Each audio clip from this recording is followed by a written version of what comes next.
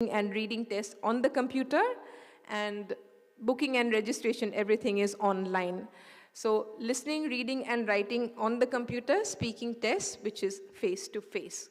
So what is the difference really between paper test and the computer-delivered test? It's just the comfort factor, or if, let's say, many people still don't feel comfortable about typing on the computer, let's say, okay? So there is time management that we have to take into consideration. Are we fast enough to type away our answers on the computer, or are we still, we still want to do it on a paper with the pencil? So that's the only difference really. Otherwise, there is no difference between the computer-delivered tests. The questions would be of the same level. The type of questions would be the same level. Perhaps you'll be taking a shorter time in finishing the test. It just takes 2 hours and 40 minutes, whereas the paper-based test takes 3.5 hours to complete. All right, so the test format itself, let's just look at the band scores which are there. So in IELTS, the results itself, there is no pass or fail. You can never fail an IELTS test, okay? It's just the requirement that is there. For example, if you are going for a foundation course to one of the universities, they will ask you perhaps for a band 5 overall. But if you are going to an undergrad course, if you want to join an undergrad course, they will probably ask you for a band 6 or a band 6.5. So you really, you are the one who will know whether you have attained the scores that you want, but you cannot fail the test. So the highest band score is a 9, which is an expert user really, and the lowest would go up to 1. There's no 0 in IELTS. And if I can just elaborate a bit, the listening test takes about 40 minutes actually, the reading test takes an hour, and the writing test takes another hour, but the speaking test is anything between 11 to 14 minutes.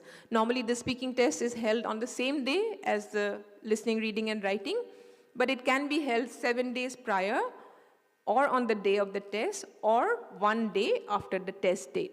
For the computer-delivered test, we prefer, and we are able to manage to have all 4 skills on the same day.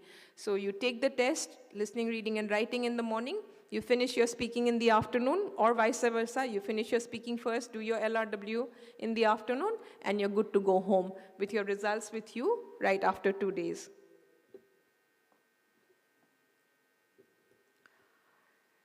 So I don't think we need to go too much into detail. We find that students who are doing the CBSE course, we are already very well equipped with the skills required to perform excellently in the IELTS test. You do very well in the listening, reading, and writing test. Mostly we find on an average, I'm sure you'll get more than 8. So, the format of the test, time management, which is all very important. I feel these skills are already with students who are studying in the Indian school curriculum. So I don't think we need to go too much into that. But I would always say that you need to manage your time well, okay? You have to manage, because if it is 30 minutes for the listening test, you will not be given more than 30 minutes, not even a minute over actually, okay? Similarly for the writing and the reading test, also for the speaking test. So it's very, it's time bound kind of.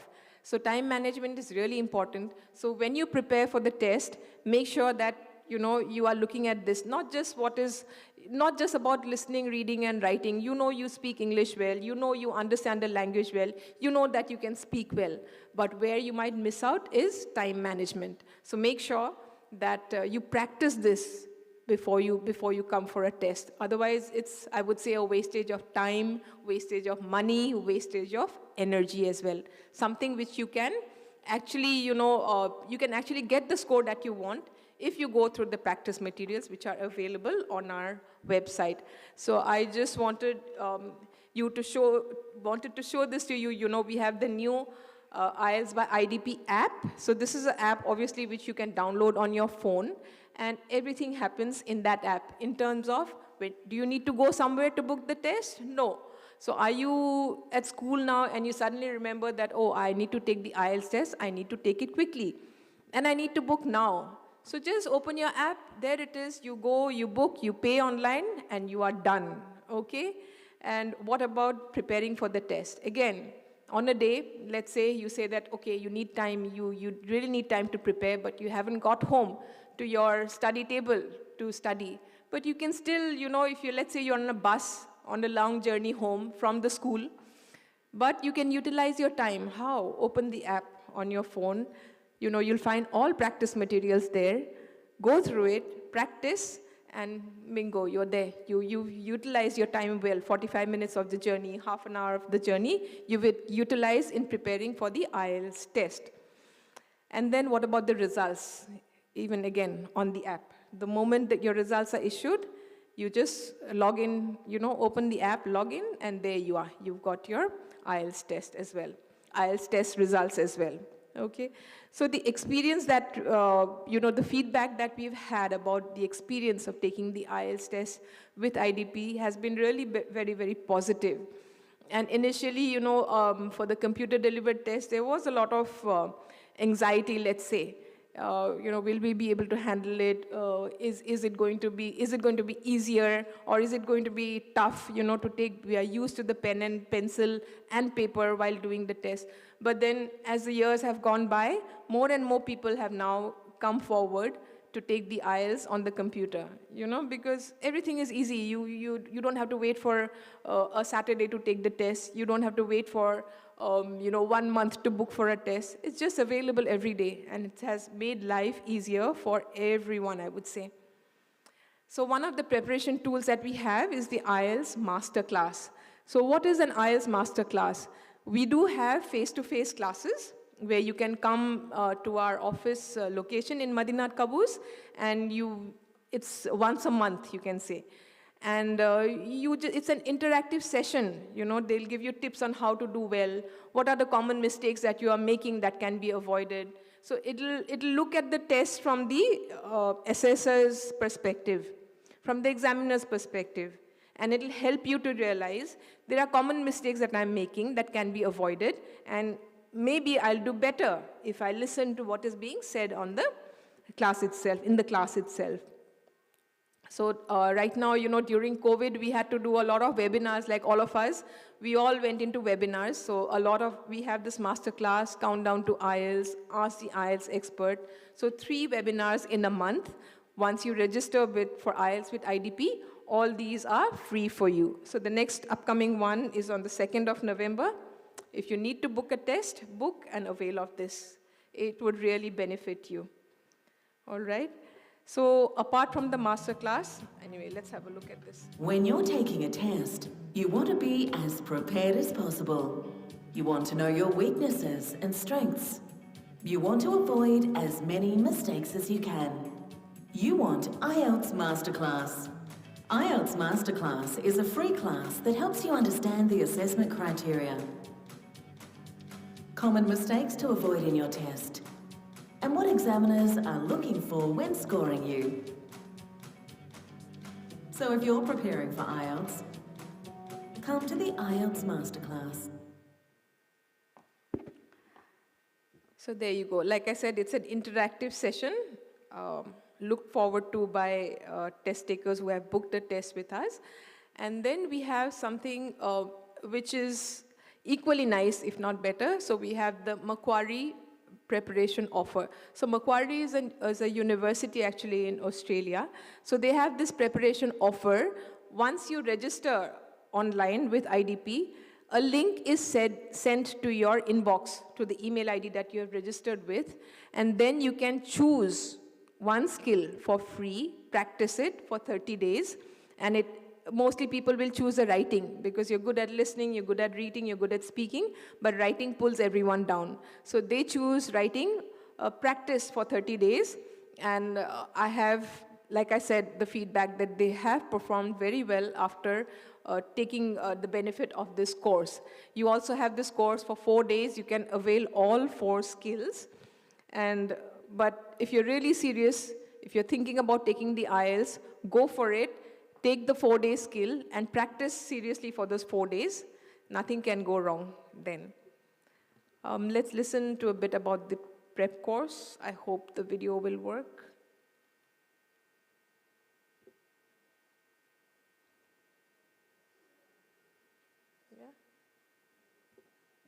Education has partnered with Macquarie University to provide you with free access to a comprehensive online preparation course called IELTS Master.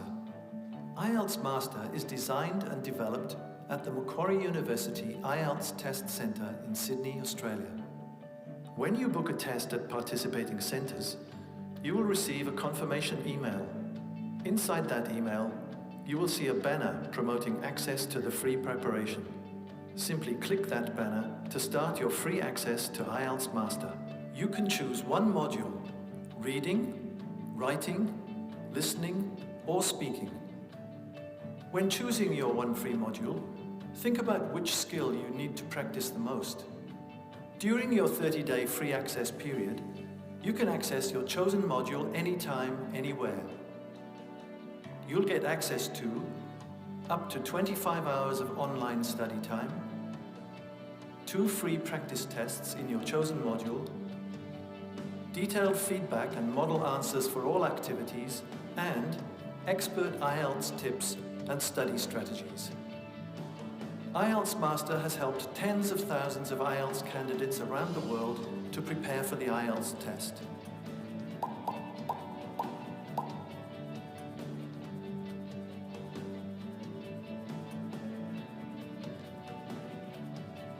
So what are you waiting for? Book your IELTS test to gain instant access.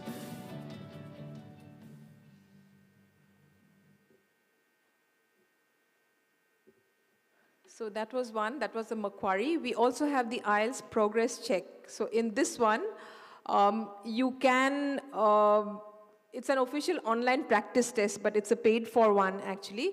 But the good thing here is you will get feedback from experts, IELTS experts. They will tell you where you have gone wrong or what it is that you need to improve. And the other thing is they will also give you a tentative band score. So you know where you stand. It's like a placement test as well, you know. So if you are at a band 8, they'll tell you you're a band 8. If you're at a band 6, they'll tell you you're at a band 6. What is it that you need to improve to get to a band 8 or a band 9? So this is something which is also very popular with our test takers. So over and above that, you know, once you book the test with IDP, you'll have a lot of free practice tests to access. So like I had mentioned before, children and students who are doing the CBSE course, you're already skilled enough. You are already very good at the listening, reading, writing, and the speaking, obviously. So if you go to the website, you find the practice tests which are there. Get familiar with the format. Get familiar with time management. Sit at home and practice.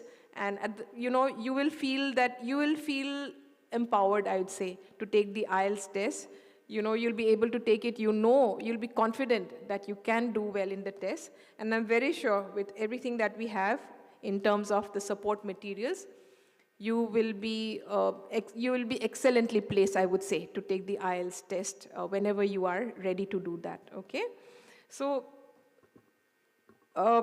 what I would like to emphasize here is IELTS is an English language testing system for sure. And we all know the English language because we have studied in the language since the time we joined school, let's say. So everything is very familiar to us. But like I had mentioned, without preparation, no one can do well at anything, right? So without preparing, you know, you take exams every month, I would think, because you have a lot of exams every month, monthly tests, and you have your quarterly tests, your annual tests. So without preparing for it, there's no way anyone can do well. Similar is the case with IELTS. You know what listening is, you know what reading is, you know how to speak, you know what writing is, but if you don't prepare, then you will not get where you should be, right? You always want to aim high. You always want to do well. Just prepare. Take the time to prepare and then do it. So mostly, you know, because you will be going overseas to study after grade 12. So the suggestion and the advice is you should take your IELTS test when you are in grade 11. So when you are in grade 12, you're already stressed out with so many things happening. right? You have to prepare for entrance exams, you have to prepare for the grade 12 exams, you have to, excel in everything that you do. So all these hassles, and then you have to take the IELTS test if you're going overseas. So let's avoid it. So when you are in grade 11, prepare for the test, take the test, get the score that you want, and at least you have one hassle, I would say, out of the way. One criteria that is required for university admissions out of the way. Because the IELTS test report, it's called the TRF, it is valid for 2 years.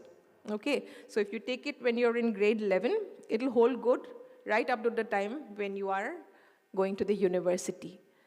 So I think I've taken up enough of your time. I hope I've been able to tell you something about IELTS, and I really hope that when you decide to take the IELTS test, you will contact us, you'll come to us. Our office is in Madinat Caboose, and we are always happy to support you on anything that you would want to ask about IELTS, about studies overseas.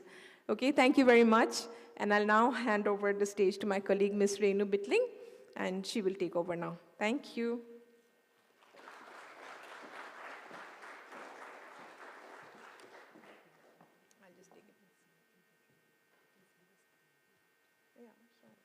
Let's take that out, no?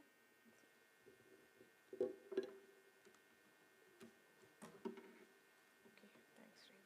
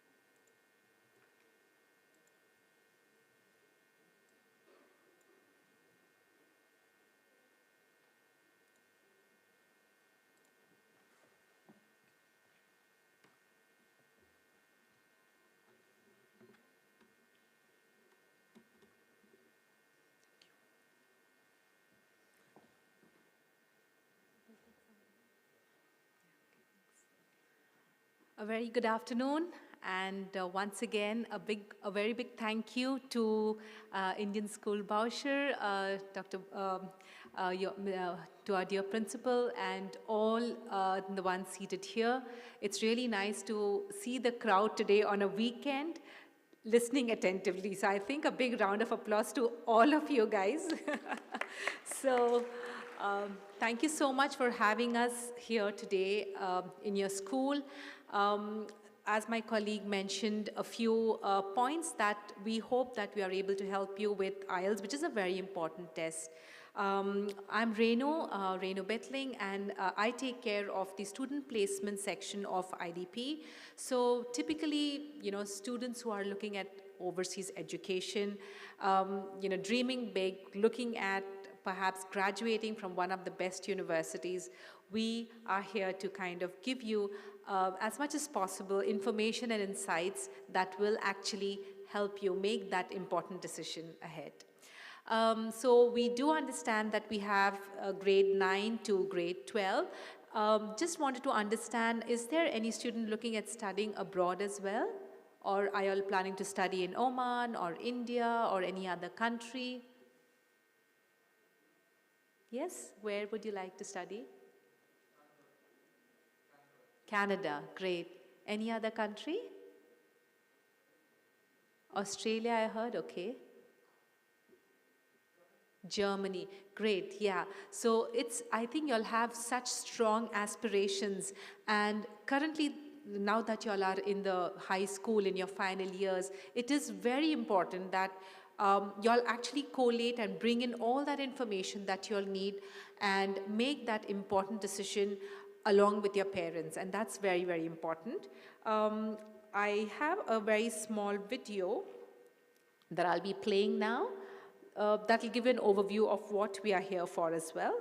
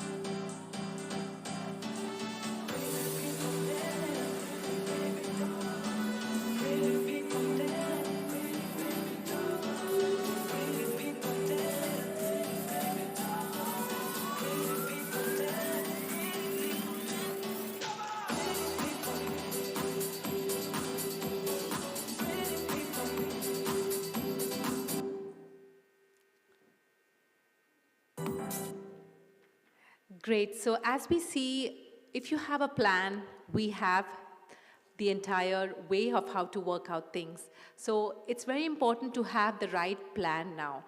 Y'all are in your most crucial years. Maybe some of you are perhaps deciding which way to go. Some of y'all have decided to become engineers, doctors, cardiac surgeons, nurses. You know, there is a big gamut of careers today. Many years back, we didn't have this kind of flexibility, this kind of exposure. The typical streams that were available was engineer, doctor, or nothing, right? So today it's, maybe teacher or nurse. It extended till there. But today you are so lucky because we have the maximum breadth and depth of careers available. So today, as we speak about sciences, we will touch upon the most, popular choices that students approach us asking for. So I thought that, information about certain topics would help you all and get you all more insights and take things further. So health sciences and medicine has been a very strong traditional choice for most Indian students. We do have a lot of students and parents approaching us, wanting to study medicine, wanting to become dentists, nurses, physiotherapists, and I believe there are so many other careers that come in today, which are subsections within the same health industry. So as we see on the slide, you could look at radiotherapy, paramedics, speech therapy. Today, the technology, of course, has kind of, there has been a marriage between, medicine, technology, engineering, everything put together so that you can actually make a professional work more efficiently. So today, doctors, nurses, dentists, physiotherapists, radiologists, all work with the best of technology. So it's kind of a complete amalgamation of technologies, ideas put together that make professionals just do their work so efficiently. So typically, as we see, like I was saying, that the scope and the scalability has been so wide. Today you have the food industry developing, there's so much, there's a lot of research that happens within food, drugs, medicines, fertilizers, all kind of products in terms of vaccines, as we've all gone through the most difficult times of our, it's history for us to have experienced a pandemic. So you all have seen the kind of research, the vaccines that were developed. It's all about technology. It's all about research that is being coming through and through and bringing in more and more careers to all the young talent that is also available here. So that is very important to consider. So you have a lot more options. If you are looking at becoming a doctor, let's say, because that's the most popular choice, that's the maximum number of inquiries that we receive for. So if you're looking at becoming a doctor, or if you're looking at becoming a dentist, or any other health profession, it's important for you to look at it holistically. Yes, these professions are very attractive, and that's where we are going to cover in the coming slides, but it is very important for you to know whether you have that kind of inclination towards it, because one aspiring to become a doctor, dentist, the health professions are very, very demanding. You would have seen, if you've had people in your neighborhood who were working within the health industry, health sector, or perhaps your parents may have been, are in the medical profession, you would have seen how challenging it would have been during the pandemic situation. They were the warriors, right? So just like them, if you are looking at taking their place, you definitely would need to ensure to, look at yourself, do a kind of a examination, understand whether you really want to get into the profession, because it is a very demanding and a very passion-driven profession. You really have to be driven by passion. You need to love being able to serve people. Yes, the professions are, very honorable. You have a lot of respect in community. You are a lifesaver, right? So it's very important you have that passion, that love to serve community. So touching upon very important programs, like I said, the maximum number of inquiries that we receive. Medicine. Medicine is a very, very demanding profession, and of course, academically as well, it is very demanding.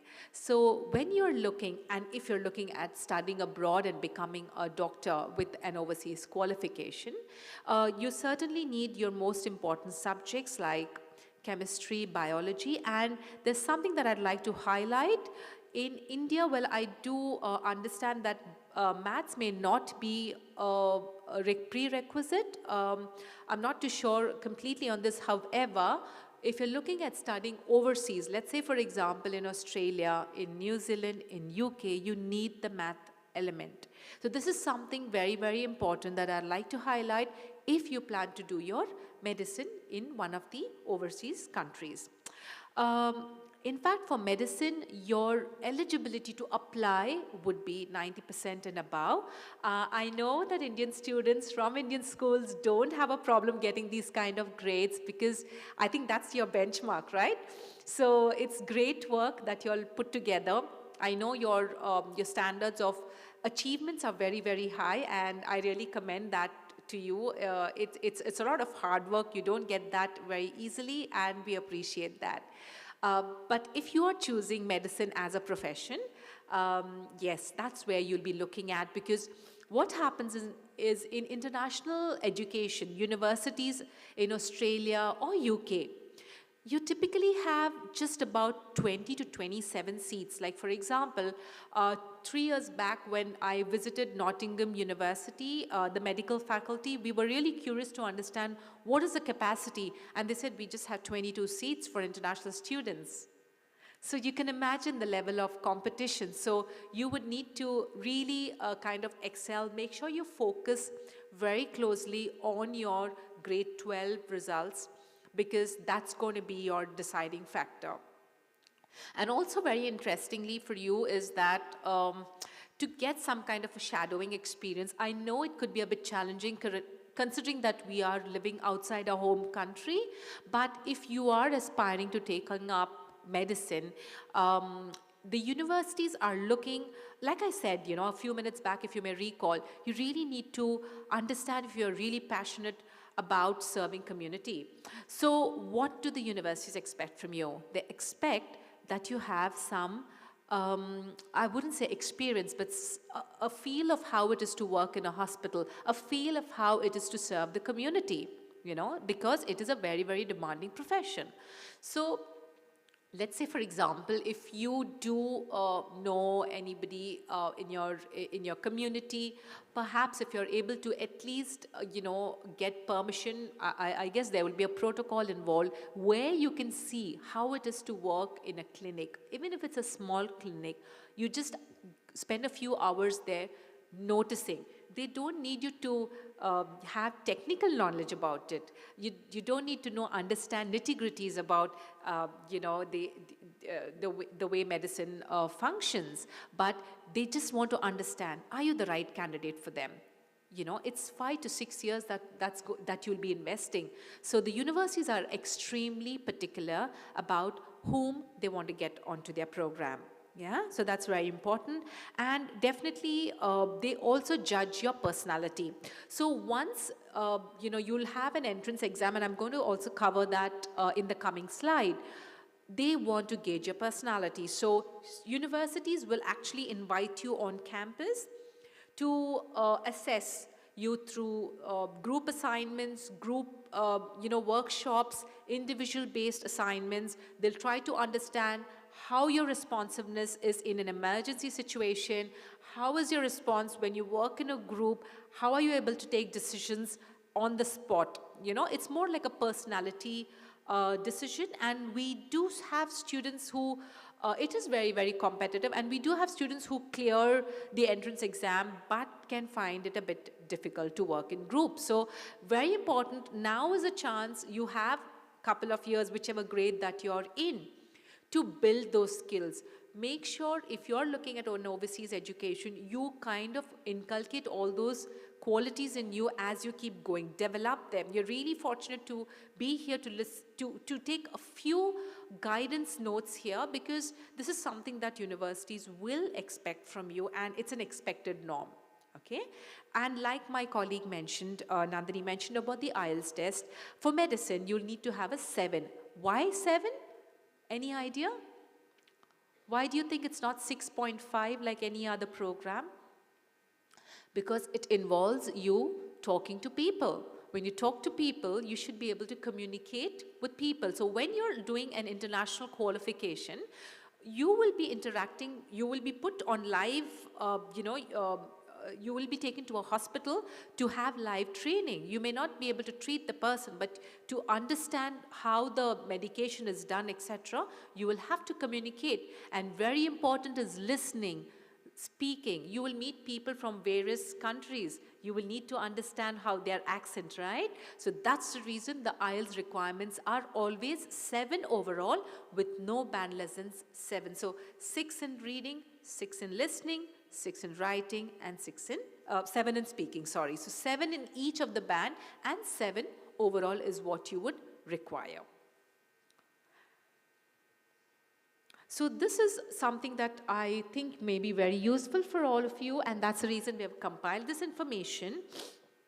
So we represent countries in universities in Australia, New Zealand, UK, US, and Canada.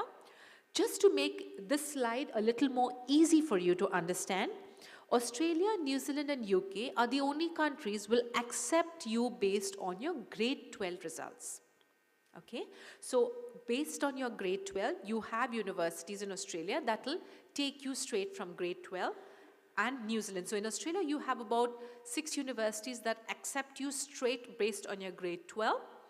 Of course, you do need to take additional tests like the GAMSAT, ISAT, PQA, or the UMAT, which I will cover in a couple of slides.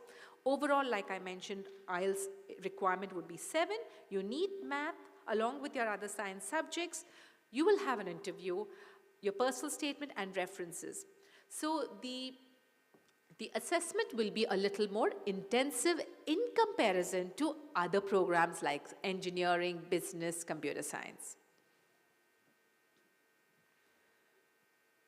I've also mentioned the acceptance rate, so that's the reason why I was stressing that your marks would be very, very important. So there's 3 to 5% rate exceptions only. I've also mentioned the tuition fee, which you would definitely need to discuss with your parents. Similarly, in New Zealand and UK, you have a similar requirement with a similar entry requirement. However, Just a word of caution is that the programs start once a year. So for example, in Australia and New Zealand, the program starts every year in the month of February. You need to finish your admission process at least a year in advance. Okay? So when you have a discussion with us one-on-one, we'll actually guide you through how it is important to also remember to bring in all your documents and your academic qualifications together to be eligible to apply 1 year in advance. Similarly, for UK, the intake starts only in September each year. So for example, October 15th is the deadline.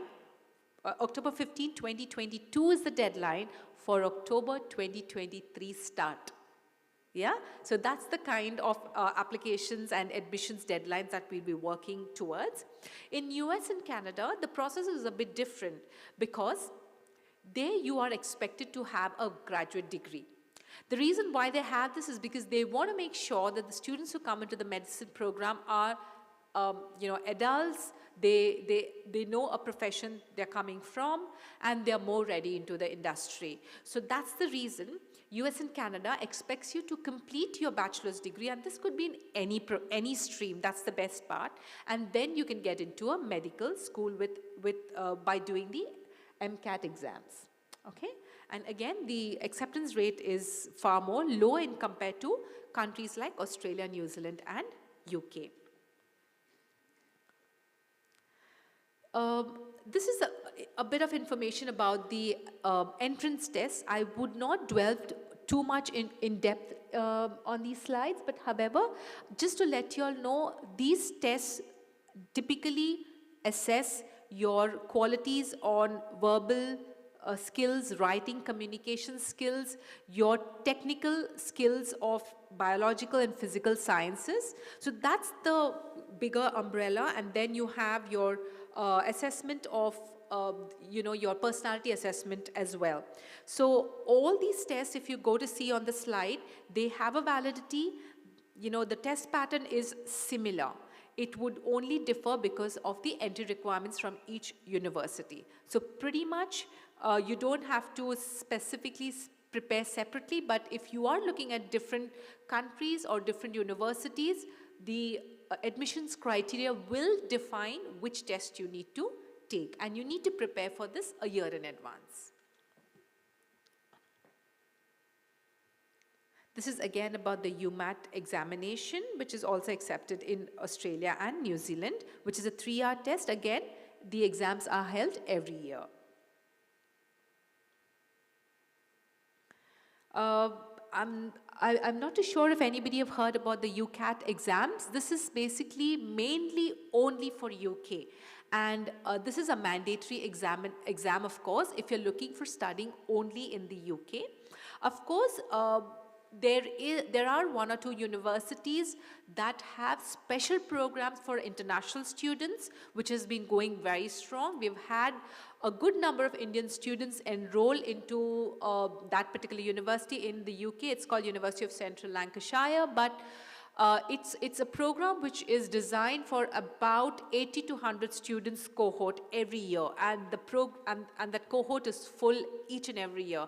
So apparently it also provides the the hospital training right from the very first year. So there are opportunities that are available within the UK, but you'll have to kind of weigh your options out based on your preferences and tastes.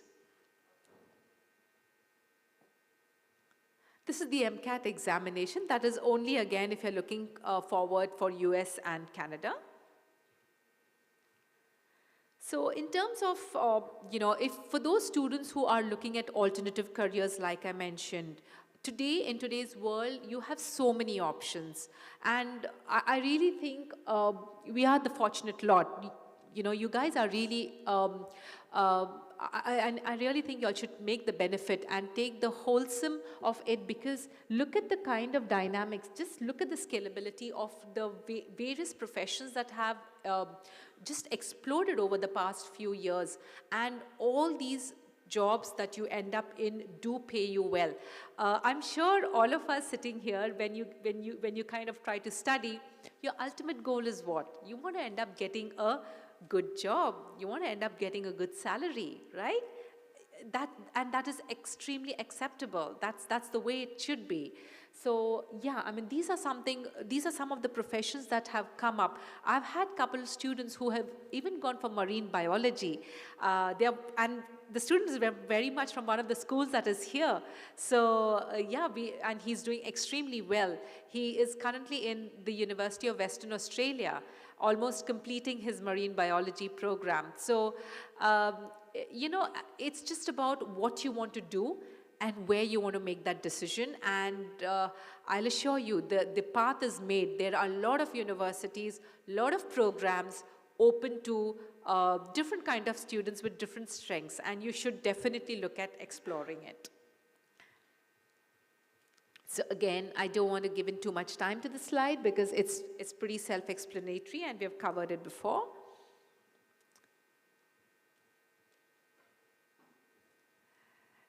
These are some of the careers that you all might want to look at.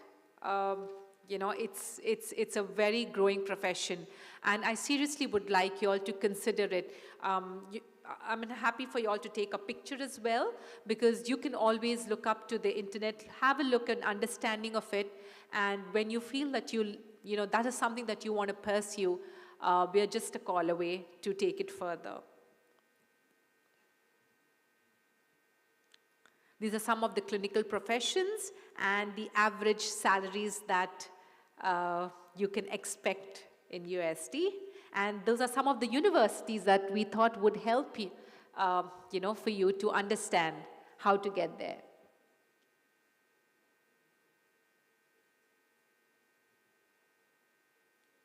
And these are some of the non-clinical professions as well.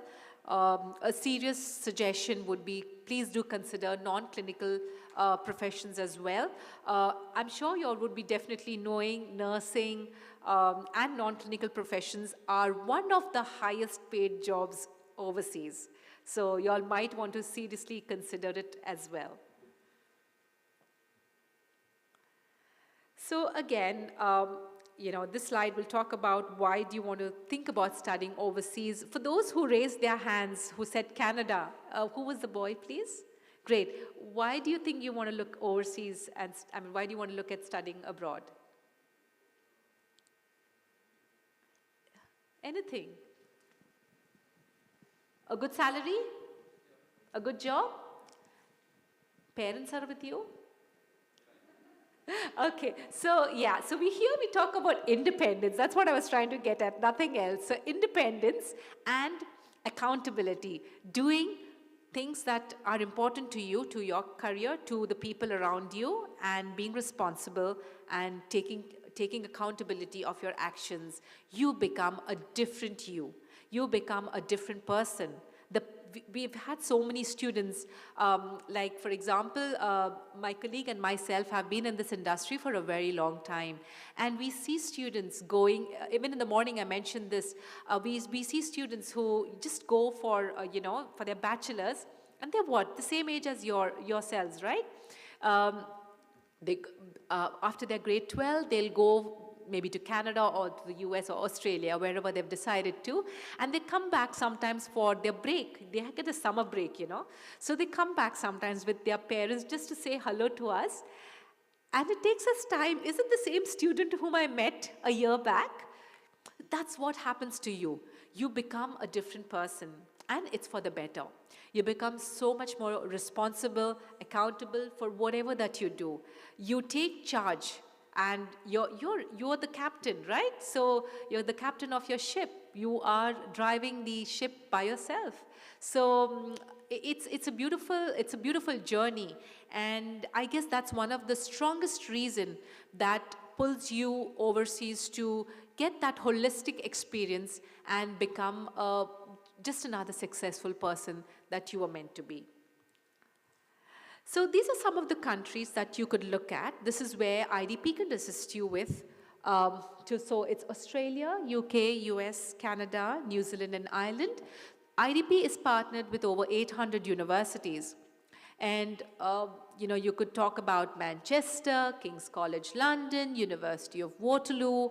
Of course, these are universities that offer all faculties, and that's why I'm making these, giving you all these names. So these universities all are partnered with IDP. We will be able to assist you with the entire admission process. So again, talking a little bit more about each country, which I think is very important. Australia is a country which has been attracting students from the last over 2 decades, I would say. It has about 43 universities and 8 very strong universities that are driven through research and research funding. And the good part is you are allowed to work part-time while you're studying, and you can work full-time during your break times. Of course, if you're looking to do a medicine kind of a program, you may not have that kind of time in your hand because it's going to be a very intensive program. Canada is another country that has been attracting people from the last, I would say, a decade and a half. And these are some of the very strong universities in research, in various disciplines, including health-related programs. If you all are planning to look at grade 12s, and obviously you'll be looking at, other related programs in health sciences or sciences. And Canada is also very popular about co-op programs. You all may have heard about co-op, especially for the one who was going to Canada. I'm sure you must have heard about co-op. So co-op is a beautiful integration of a work placement within the academic year. So you are studying for 4 years, but for the 5th year is actually integrated into your 4 years, making the entire degree for 5 years, and you have academic and you have work integrated learning.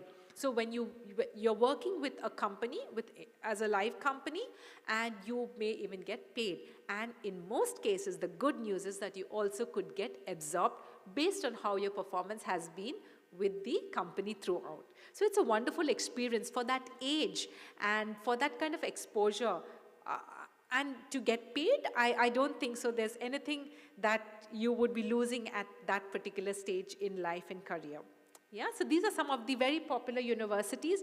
Just to share a note of, a coincidence that last evening we had about 7 universities in our office. So we had Alberta, we had Dalhousie, we had Ryerson University, Guelph, Queen's, and Acadia. So we had about 6 to 7 universities overall visiting us. We do keep having universities coming down to our office, meeting students. That's the goal. Coming down to the office is not going to help when, it's basically going to be helpful when you have students talking to them. And that's where we had students and parents engaging last evening. United Kingdom, traditional destination, one of the traditional destinations for India, definitely. The medicine programs are for 5 years in duration, but these are the universities who do offer the medicine programs. United States, again, another traditional choice for India since many, many years, I would say. Again, like I mentioned, United States would offer a different arrangement. Like I mentioned, it would be a graduate entry program, but if you're looking at health science or anything to do with science, biomedical sciences or health sciences or life sciences, biotechnology, I guess you all would know more of the subsections, but you could definitely look at United States because there's a lot of research that happens. As you know, most of the inventions, vaccines, medicines have also been invented, and I'm sure that is something that you all might want to consider. And United States also, you have 4,000 universities, so you have a lot of breadth to choose from. As well, scholarships is something that US is a little more liberal on offering. New Zealand, another unexplored country, beautiful. In case if you have not visited, it's a wonderful place to be. New Zealand is just in the stage of where Canada was 15 years back. So Canada now has become a popular choice for a lot of Indian students. New Zealand is in the stage of how it was 15 years back. So if you really want to go now, because it will become the same way how other countries are getting more and more saturated with time. Okay, and there are about 8 universities, but there are 2 universities only offering medicine. So there's not much of a, you don't have to do much of research if you're looking for New Zealand. It's pretty easy to make your selection. Ireland also has University of College Dublin and Trinity College Dublin offering beautiful and very intensive medicine programs. And of course, the quality of health and medical related degrees are world class in Ireland. Again, Ireland is an unexplored country. If you all are looking at studying overseas, I also mentioned this advice in the morning section, Ireland could be a choice for you all to consider. I would not go detail into this education system because again, if you're looking for medicine, it would be a 5-year program. If you're looking for sciences, it would be a 4-year program. If you're looking for US and Canada. But if you're looking for Australia, New Zealand and UK, sciences would be for a 3-year duration, whereas medicine would be for 5-year duration. Okay? So that's important for you to remember. Sorry, I'm just waiting because I can see some students taking pictures, so I'm just kind of waiting on the slide. Admission deadline for medicine is always a year ahead, like I mentioned. So just to give you an overview about the universities for you all to consider for either medicine or health related programs or medicine or science related degrees. So we have given about University of Alberta, Waterloo, King's College have fantastic programs. And like I mentioned, even University of College Cork in Ireland has very good science programs. This is the rough estimate for tuition fees that I have listed down, which is very important for you and your parents. So the higher range is always the medicine, whereas the lower range would be for the sciences and the life sciences program. Scholarships is again available based on performance, and usually for medicine you don't see scholarships coming through, but having said that, we did have 1 or 2 students gain scholarships, but the student was a very, very high achiever.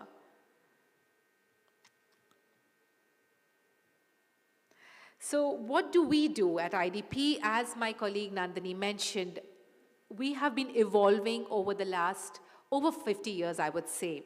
So right from 1969, as we see till today, we see that we have grown. And I would say that we pride ourselves in being able to walk the mile with you and your family. And that's why we are here, because studying abroad, making the decision to look overseas is a very, very bold choice. It's a lot of investment. It's a lot of hard work that you and your parents put together and dream together. And that's where we at IDB try to walk that way with you. So right from the time we have been, evolving, we have tried to take our students' feedback, parents' feedback. We keep students in the center of all our decisions. And that is the reason why today we are here midst of you, just to be able to support you, give you that information that you really need. And perhaps we could just help you through the entire journey. Yeah? So typically, like our services, we help students to study overseas. The entire process of studying abroad, you're getting your offer letter, helping you with your visas, following up with the universities, your accommodation, university acceptance. The entire process is taken care by IDP and the services are free. Absolutely, what you've heard is right, the services are free. We also hold events, we hold education seminars twice a year. We just had one on the 20th of September at Grand Millennium. We would be having one more in the month of February 2023. And so we are, evolving as a company, trying to keep our students as the focal point in whatever that we do. So all our operations, all our feedback, all that we try to bring in, our technology, our processes, our services, evolve in what is best for you. This slide would just talk about our global network. So we are spread across 135 offices across over 35 countries, and we have the same standard practices. So whether you visit an IDP office here in Muscat, where we are, or you visit an IDP office back home in Chennai, Bombay, Delhi, it's the same practice that we follow, okay? So it's the same practice and it's the same service that you will experience. So yeah, so pretty much this slide will talk about what I just mentioned. Like I said, student always remains central to whatever that we do. We also have, because of the pandemic, I know that all of us got into online studies, right? So we also got into virtual offices as well. So we now have let's say for example, if you and your parents are very busy and you're not able to drop into the office in person, we have a virtual office running parallelly from 9 to 5, all the working days of the week. And we also have in-person, face-to-face counseling services in our offices. So we do have additional services like insurance, helping you with open your bank account, accommodation services, which are so important when you actually hit the shores overseas. We have a student app, which is again free, which you can download.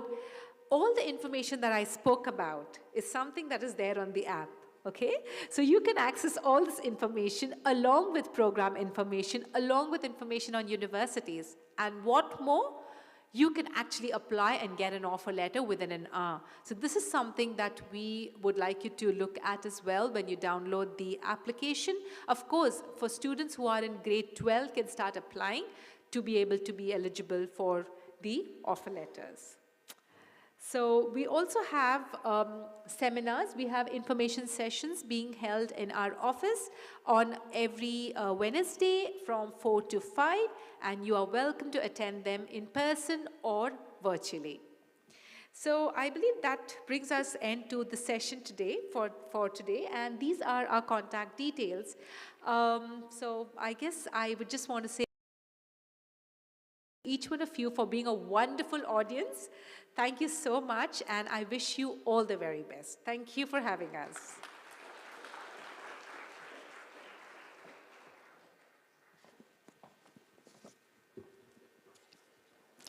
Thank you so much, ma'am, for the informative and insightful session. I'm sure the students will be motivated to map out their learning journey ahead. It is my pleasure to call upon our speaker for this next session, Mr. Sameer PT, Chief Executive Officer, BADR Al SAMAA Group of Hospitals and Polyclinics, Sultanate of Oman. Mr. Sameer PT will be speaking about career opportunities after the 12th science stream. Dear audience, please join us in welcoming our speaker by giving a round of applause. Sir, the platform is yours.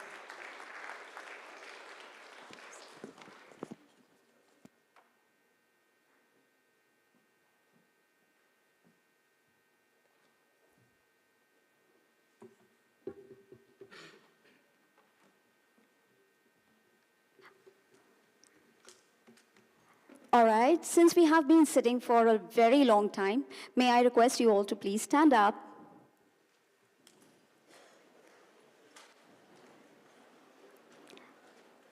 And give a nice round of applause. Thank you so much. Since we have been standing, let's even walk in our place. Come on, 20 steps. Just 20 steps. 1. In our place, please. 1, 2, 3, 4, 5, 6, 7, 8, 9, 10, 11, 12, 13, 14, 15, 16, 17, 18, 19, 20. All right. I know my numbers. You can do high five to your friends, just high five. All right, thank you so much. Thank you so much, sir. Please be seated now.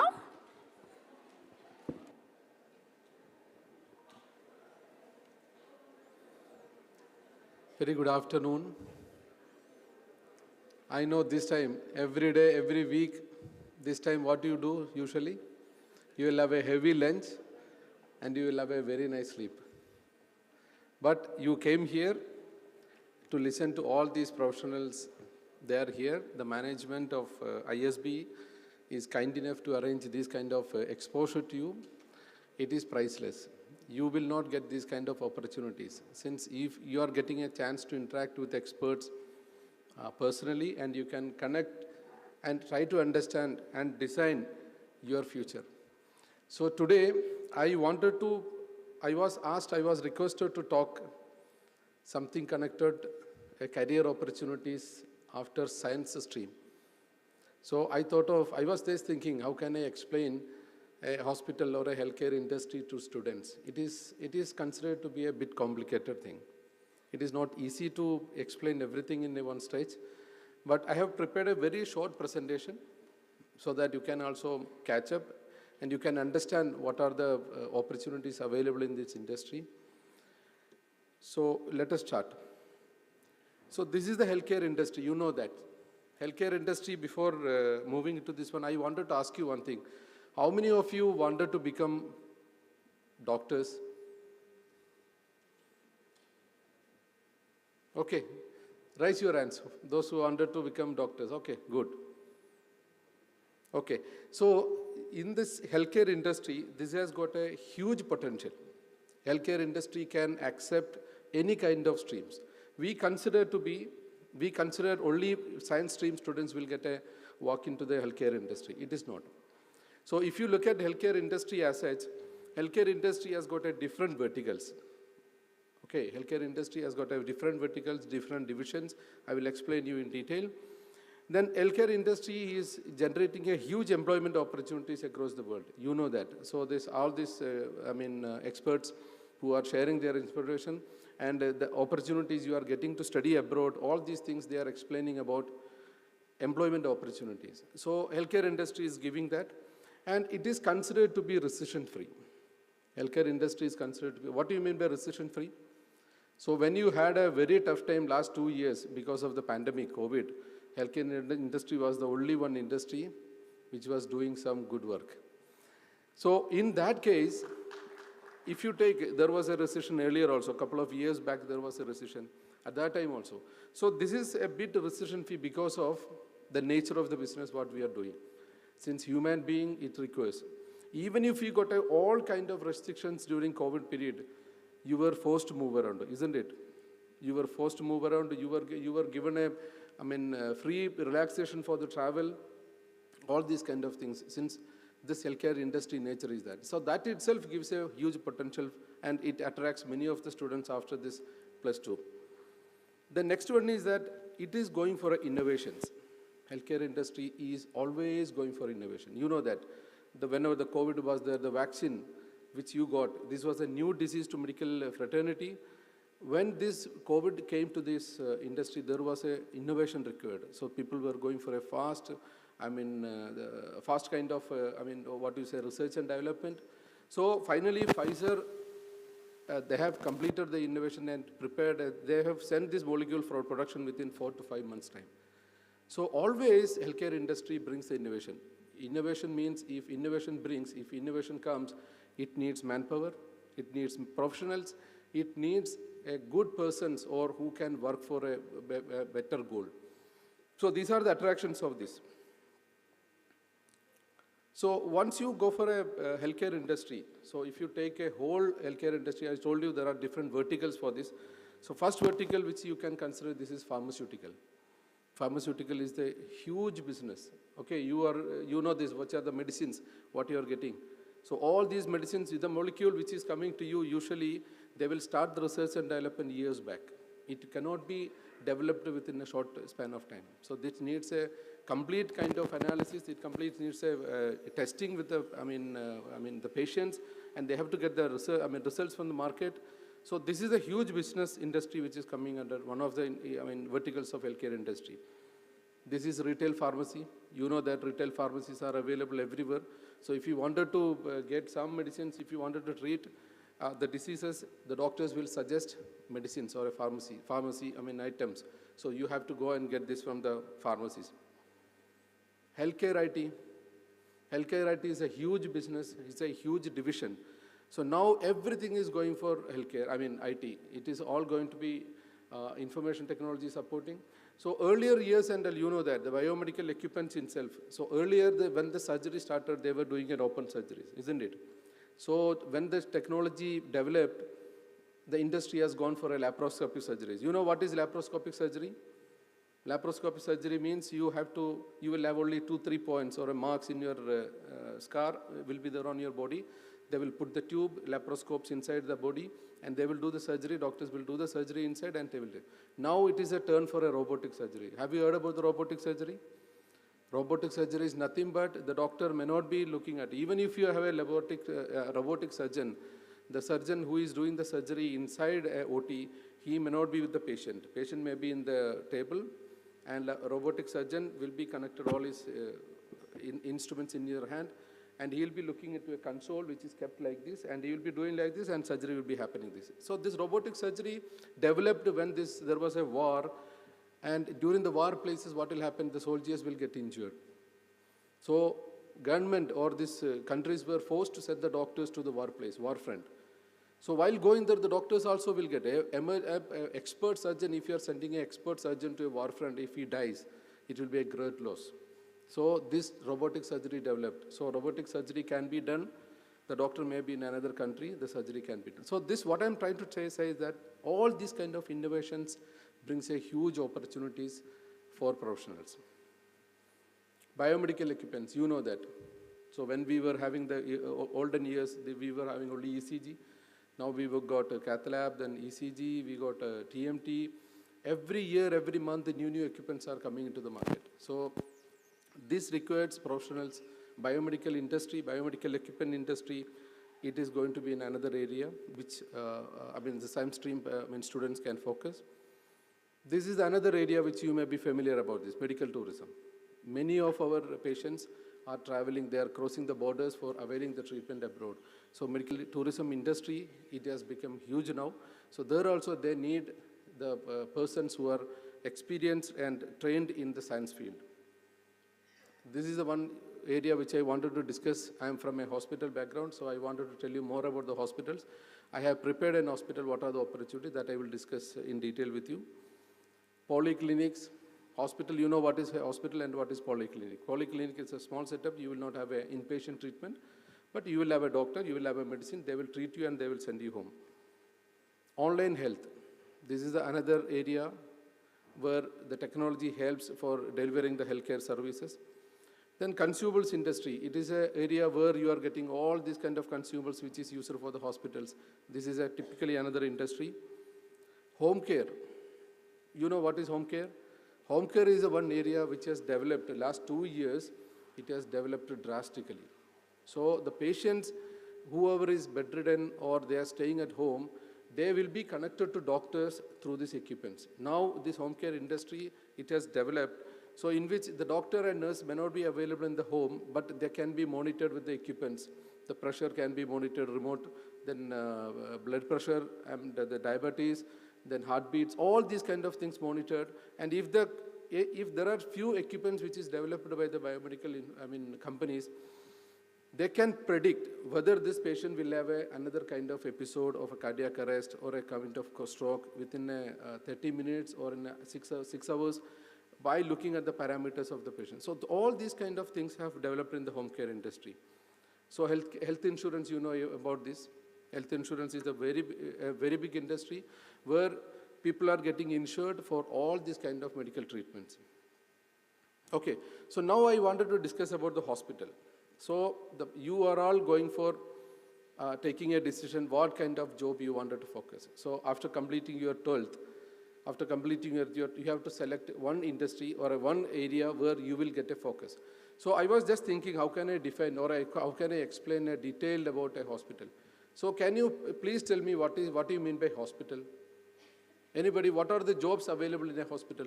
Anybody, give me 2-3 examples. Jobs available in a hospital. Tell me. Lab technician. Okay, so sir is from Jain Institute. Sir says that 19 different types of jobs are there in the, hospitals. Okay, any other thing? Somebody told lab technician. Okay, then? Huh? Surgeons, exactly, surgeons. So now I wanted to explain it in a very simple way so that this will be remembered in your mind. What is this? Huh? A flower, okay, good. So I wanted to explain how this industry, complete hospital industry can be explained into this. So I am going to divide this hospital industry, job opportunities into 3, okay. Sorry. So the portion what you can see on the top, that indicates a clinical team, okay. So that indicates a clinical teams means they are the core persons or a core team of our healthcare industry or hospitals. Okay, who are all the persons coming under the core team or a clinical team? Doctors, nurses, then? Okay, right, we will go in detail. So second team is that support service. Okay, who are all the team coming under the support service? Okay, lab is there then. Huh? Administration. I'm a support staff, I'm a CEO, I work for doctors. So whoever the person's taking care of activities which is going to support the clinical team is considered to be in this category. Okay, last one, management, sorry. Okay, management. So what is management's role? What is the, see, you can see this root, no? What is the function of a root? Yeah, root will fetch all this water, minerals, and it will be given to this supported departments. Then supported departments will digest this, they will get the sunlight, they will process it, and they will give it to this clinical team to support this. Okay, so now I wanted to show you what are the divisions coming under. And can you see something else in that? Who are they? Exactly, they are the patients. Why are they coming there?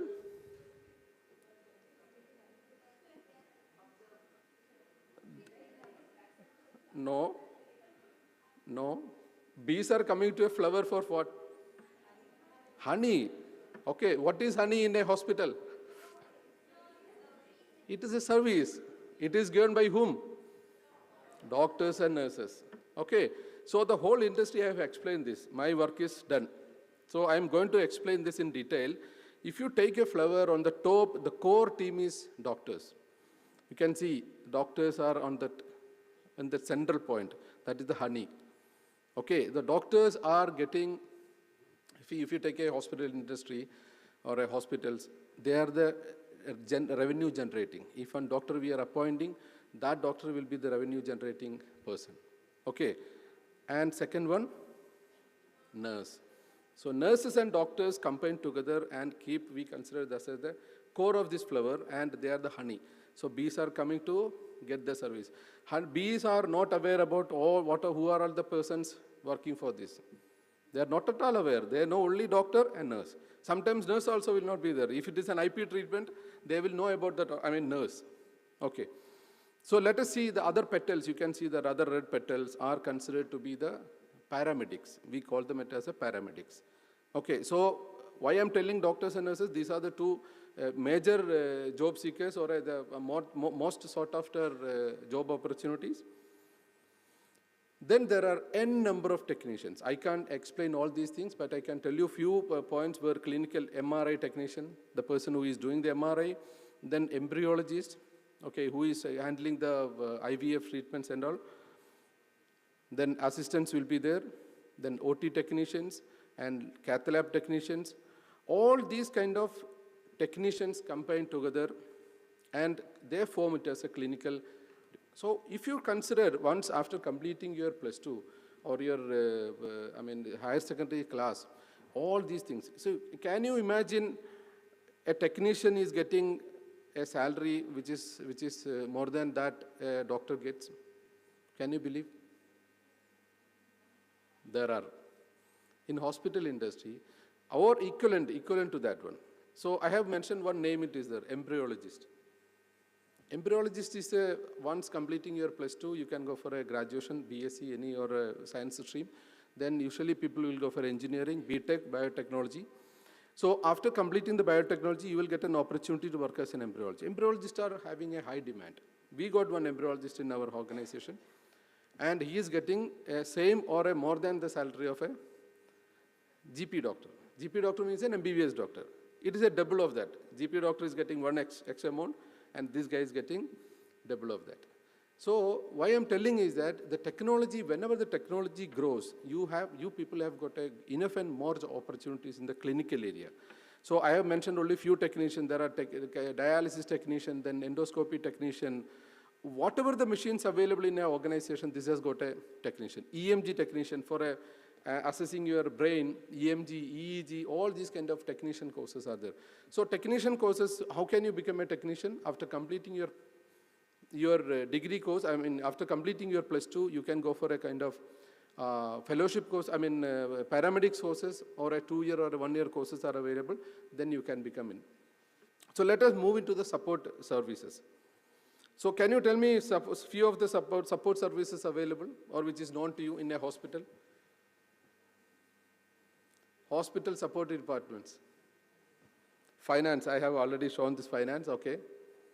Then purchase. Purchase is a very, very important. See, doctor will tell, okay, I'm planning one surgery tomorrow, so please keep these items ready. He has to get the medicines maybe from importer from somewhere else. He may be looking for a catheter. Somebody may be looking for a sutures. The purchase professionals, we got a purchase professionals there making sure that all these stocks are available. So biomedical is another area. System analyst. Then customer care. Healthcare IT, I have already told you healthcare IT, what are the importance of healthcare IT. Then transport, okay, ambulance services. There are many. Then insurance. You may be knowing about this insurance. Now insurance is, growing fast. So in Oman itself, if you take, it is going to be mandatory for all, expatriate staff, insurance coverage is must. Otherwise, you will not get your residence card renewed. So insurance professionals are on high demand in Oman itself. Not only in Oman, all other Middle East and also European countries also. In India, back India, it's only available, insurance is available only for the IP treatments. So insurance professionals required. They are on high demand. Then HR. So these are the few things. There are many other departments working as a supporting department. Then let us move to the next one, root. Who are they? They are nothing but the investors, the board of directors, okay, then the shareholders. So did you get an idea about what is hospital? So now, I know that now you are going to take a decision, where should I? So you have to decide according to this one, where should I be placed? Should I be on the top or the middle or in the lower? You can be in the lower side also. How can you become in the lower side? How can you start your career in this lower side? Huh? You complete your degree or a post-graduation and you tell your father and mother or tell your parents, give me another 5 million, I will start a hospital. Then you can become okay, it is possible. There are many other extraordinary entrepreneurial achieved persons they have. So in my organization, I got an executive directors. 2 executive directors are there. They have completed their studies from UK, major studies, and they are with me. They are not really experienced, but they are working with me. They are taking decisions. So that is also possible. So if you have a entrepreneurship skills or if you have a support from the finance, then that is also possible. Okay. So I just wanted to give you a few more details about these divisions. You may be knowing about this. Okay, so let us discuss about the doctors. So doctors, you know that how can you become a doctor? How can you become a doctor? Since other previous speakers, they have already explained how can you become, they have already given you different options and plans for how can you become a doctor. So you know this, isn't it? Okay, so doctors, there are different specialities. Which are the specialities available? What is the basis of a specialty? Basis means what is the basic criteria for defining a specialty? Huh? Disease. Physician. Yeah, true. So the basis is nothing but if you take a human body, you got a head from toe, you got all the specialties. Okay, it is something connected to brain, you got a neurology. If it is something connected to skin, you got a dermatology. If it is something connected to eye, there is an ophthalmology. You take everything. Now there are many subspecialties like diabetic surgeons are there. They can do endocrinology or endocrine surgeries, they can do bariatric surgery. So if you take all these human body organs, each and every, so in eye, who is the person taking care of eye? Ophthalmologist. So how many specialties are there in ophthalmology, you know? Anybody? Some of you are maybe from a medical, doctor's family, no? So there are 4 specialties. Okay, so we have 4 specialists in this one. So they take only that kind of surgeries only. So glaucoma surgeon, he takes care of only the glaucoma, what is there inside the eye. So few doctors, they will take only the lenses, refractive surgeon. So glaucoma surgeon, phaco surgeon. So what I'm telling is that if you wanted to become a doctor and if you wanted to specialize into it, you should have a patience. You can't become a specialist or a super specialist immediately. You should have a pakka plan, you have to prepare. So all these kind of colleagues they were explaining here, you have to have a pakka strategic plan for becoming it. Now, after completing just a bachelor degree, you may not get a lucrative salary in this field. You have to go for a post-graduation, then you may have to go for a super specialty, or after reaching the super specialty itself, you may have to select any niche kind of. So if you take these clinical doctors, physicians are there. Okay, you know these physicians, what are they doing? Then surgeons are there. Surgeons means they do this surgery on your body, on the body parts or the organs.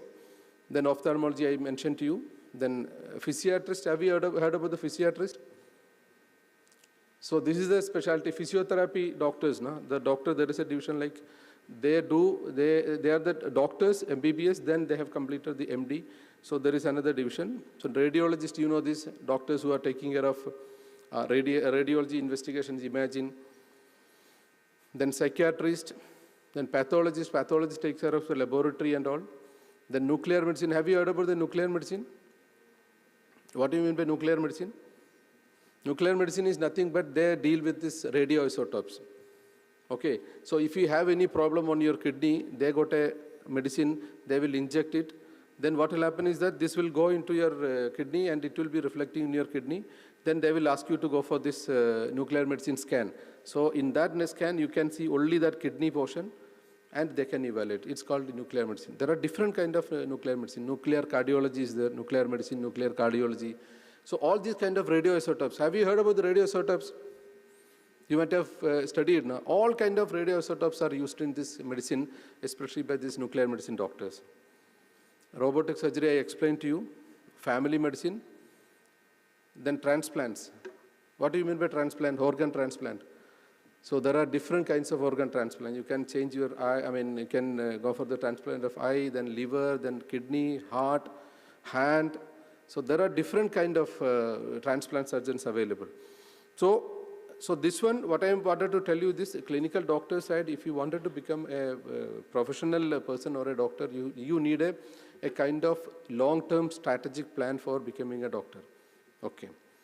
So let us think about the second thing. Paramedics, I have already told. OT technician. OT technician is nothing but a person who is managing the OT. Okay, before a patient comes to he will prepare the OT ready for receiving the patient. He will keep all the equipments ready. They will have a CM. They will have other machines. Everything will be kept ready by this. Dialysis patient, technician. So he takes care of dialysis patients. Then EEG technician, radiographers. Radiographers means they take care of all this X-ray, MRI, all this. Anesthesia technician takes care of anesthesia part. Then clinical pharmacist. Have you heard about the clinical pharmacist? What do you mean by pharmacist? Pharmacist is nothing but a person who is dispensing the medicines as per the instruction from the doctor. So clinical pharmacist is a new division. You might have heard about that, PharmD. Okay, after completing your +2, you will get a chance to go for a Pharm D also. It's a 5-year integrated course. So once you complete the Pharm D, you are the person considered to be a person advising the doctors about the medicines. Okay, what are the contraindications? What are the complications? If you are giving a combo, what are the issues? So these kind of things, and what you call drug reactions. All these kind of things, they will analyze it. They will be working in a hospital and they will be working with the doctors. And whenever doctor is advising it, so they'll be consolidating what and all medicines given to these patients will be analyzed, and they will come and discuss with the doctor, telling, sir, this patient has got another medicine from other doctor, so we may have to make the changes. So all these kind of things will be done by the clinical pharmacist. CSST technician, have you heard about the CSST department? No, CSST is nothing but it's a sterilization. All your equipments used in our hospitals, it has to be sterilized. So there is a huge department.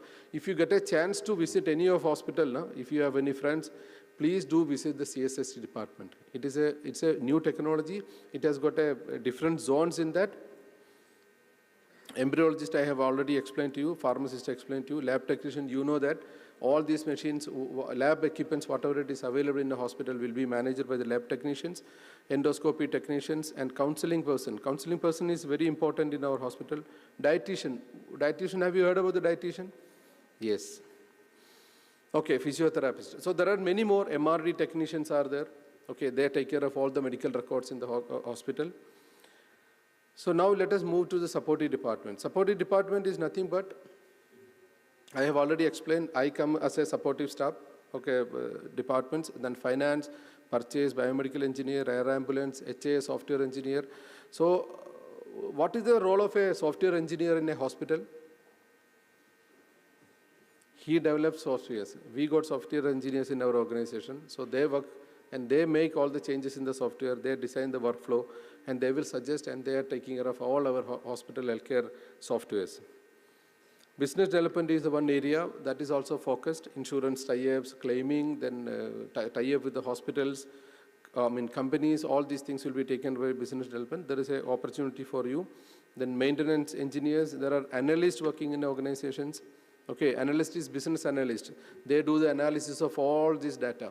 Whatever, I got an analyst in our organization. So what he does is that he will analyze all this data, whatever the clinical data, whatever the non-clinical data, whatever the finance data, it will be analyzed and he will present this to the manager for the decision making. Then operations is nothing but a person who is taking care of the complete operation of a hospital. Customer care, very, very important. You know how do they work in the customer care. Then auditors will be available in organizations. Then quality manager is available. So quality is nothing but a very important role they play. All patients' feedbacks they will be collecting, and they will be checking what kind of issues are happening, what are the prospective things, or what are the proactive actions we have to prevent this kind of patient dissatisfaction will be taken by quality. And there are many accreditations. Okay, you may be heard about the accreditations. So JC accreditation, ACHSA accreditation, NABH accreditations, all these kind of things will be taken care by quality persons. And non-clinical that I have already mentioned to you, investors, then managing director, chairman, and CXOs, CEO, CMO, CFO, all these kind of persons are coming in this. Okay, so now I just wanted to tell you about why do you want to become a healthcare worker?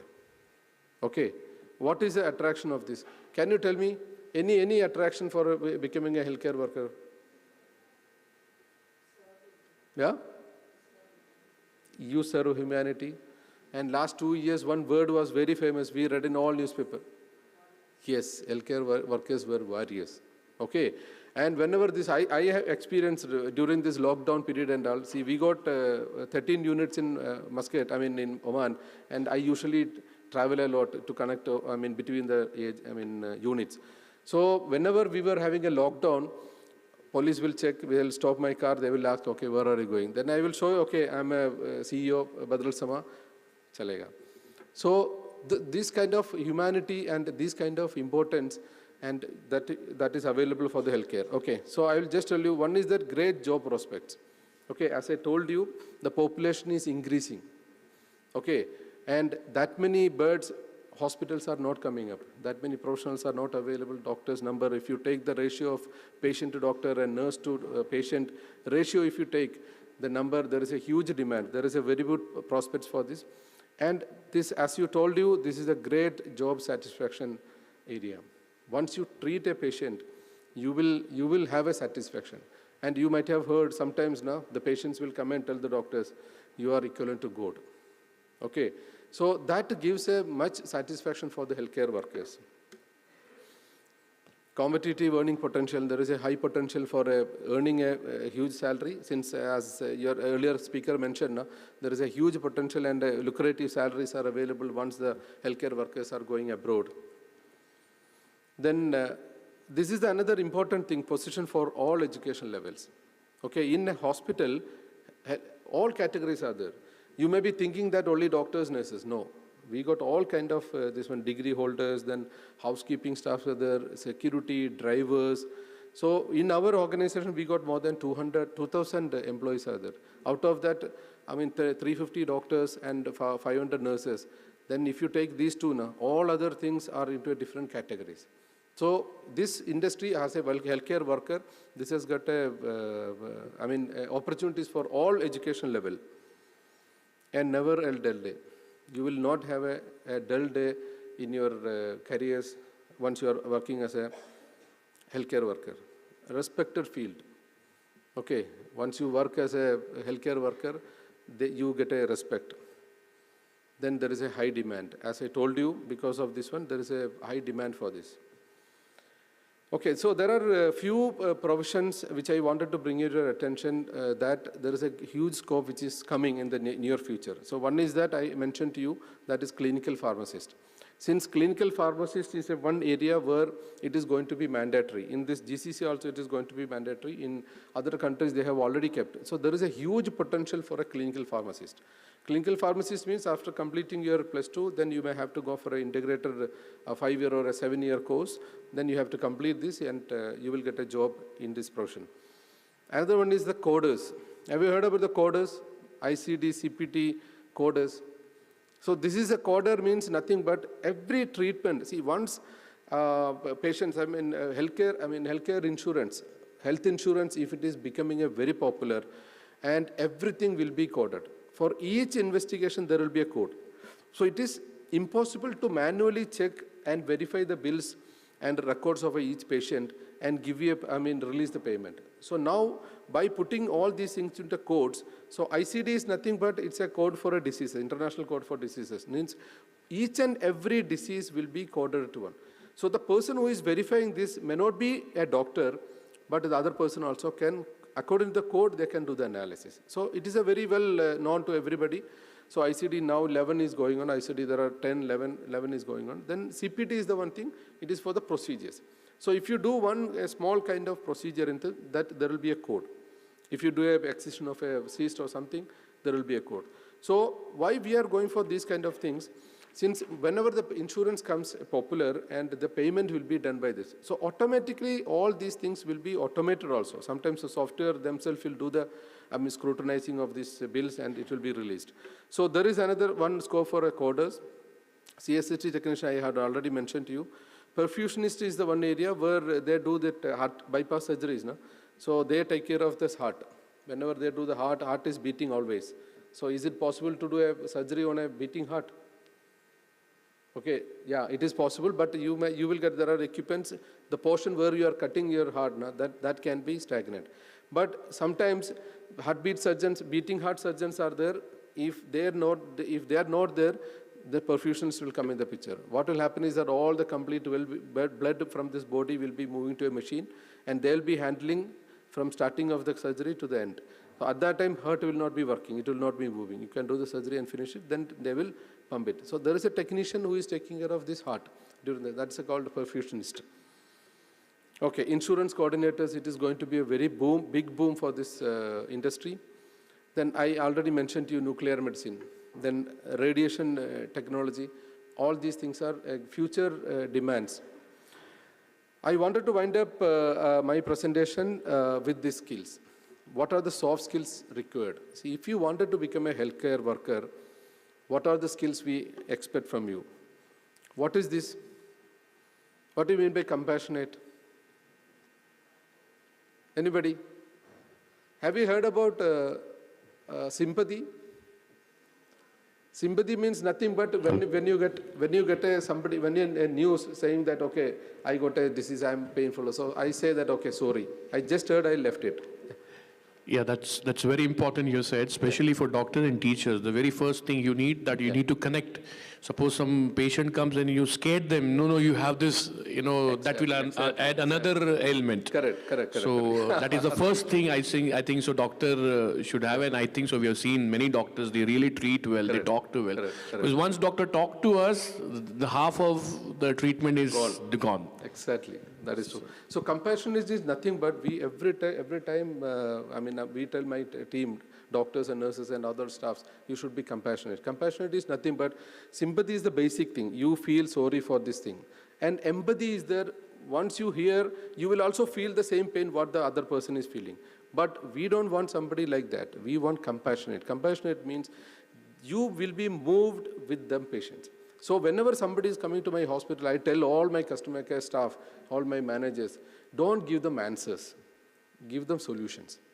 If somebody is coming and asking, okay, can I meet Dr. Bashir? Okay, so this person can give an answer saying that, okay, he is available from 5 to 10. Or evening 2 to 3, he is available. But the problem the person is having may be something else. So he may have another appointment outside. He may have wanted to meet somebody else. He wanted to drop somebody in the airport and come. So if you're asking another simple question, how can I assist you? Do you have any other changes? So that question will make a big changes in this one. So you people should be compassionate in this one. You should have a patience. You have to listen. You should have a patience for this. Then you should have a work ethics. What do you mean by work ethics? Being honest.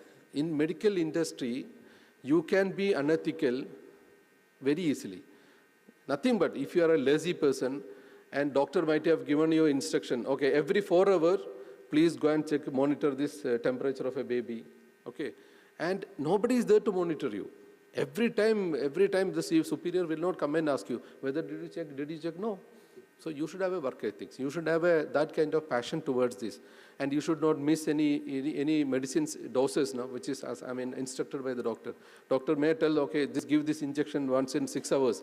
So you have to do it. You have to be self-motivated and you should be a professional for this. And teamwork. You have to work as a team. You have to prepare for this. And you should be flexible. What do you mean by flexible? Flexible is nothing but if you are a Friday, you may be at home.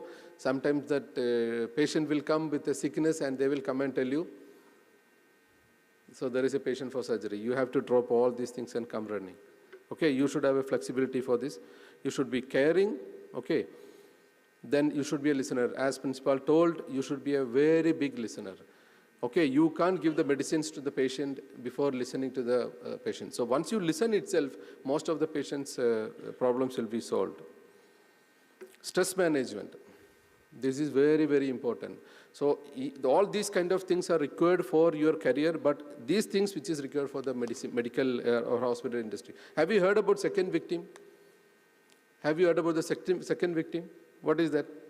Second victim is nothing but, see, in our hospital, sometimes patients may be in ventilator for 1 month, maybe for 45 days. And somebody may be sick in a hospital and the nurses may treat them. And they will develop a rapport. Okay, they will have some kind of emotional attachment to the patient. And after trying all this 1 month treatment or a 45 days treatment, patient may die. Okay, so that stress gives these professionals a huge stress gives them. So this is called a secondary. We consider them as a second victim. If somebody was treating a patient for 45 days in a hospital, and if this patient dies, we ask the staffs to take a break. Okay, this patient staff doesn't have anything to do with the patient, but they build a rapport. Even doctors will have this. Since they will have some hope, the patient also wanted to come back to the life.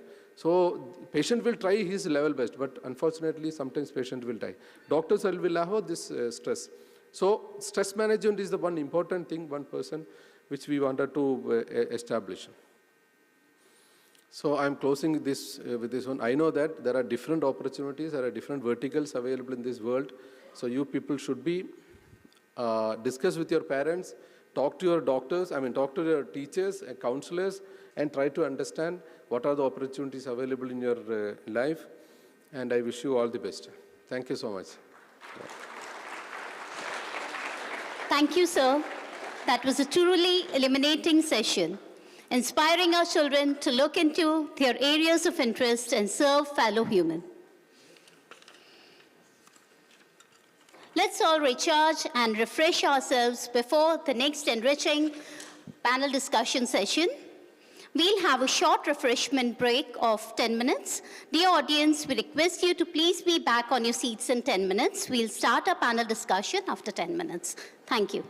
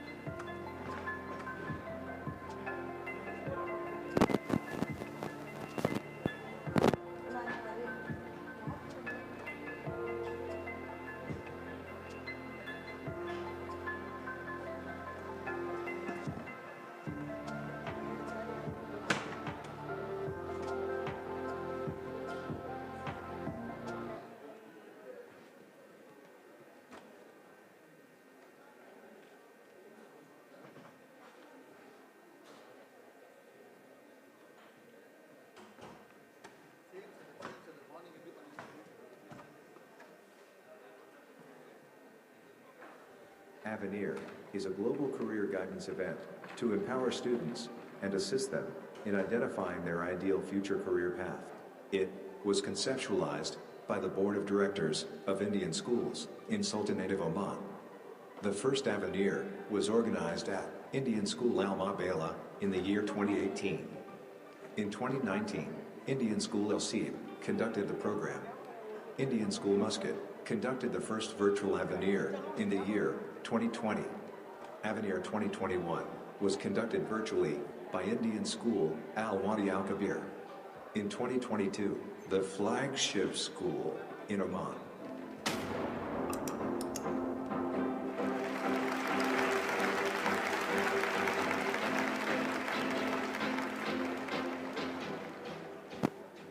Indian School Bosher is all set to fly the flag higher by conducting Avenir 2022 in hybrid mode. Our impeccable planning, devoted team, unmatched resources guarantee a memorable event. The 5-day event will be held from Thursday, October 13, 2022 to Tuesday, October 18, 2022. Prominent achievers, educators, and industry experts will address the audience. Universities and educational institutes from different corners of the globe will present themselves to the audience of Avenir 2022. The event is open to all educational boards, including CBSE, ICSE, IGCSE, and IB. It will provide comprehensive career guidance to students to pursue their passions at national and international universities. Avenir 2022 guarantees a wealth of information and awareness on 21st century courses, scholarships, internships, and career placements. This event will assist students in discovering their ideal future career path. Let us gather together for this 5 days of excitement, effulgence, enlightenment, exploration, and exaltation. Let's join Avenir 2022 to discover you.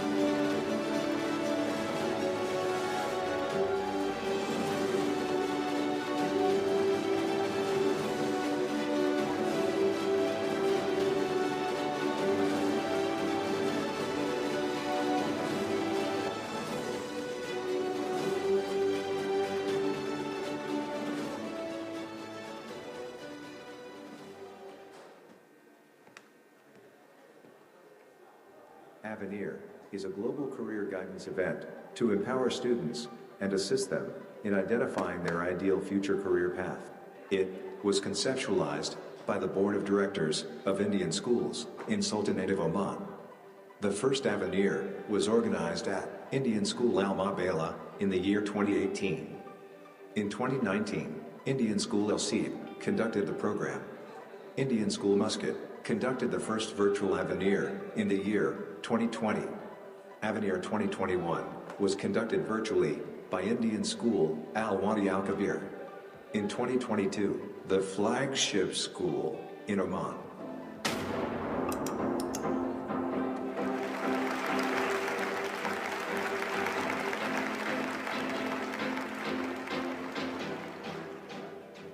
Indian school brochure, is all set to fly the flag higher by conducting Avenir 2022 in hybrid mode.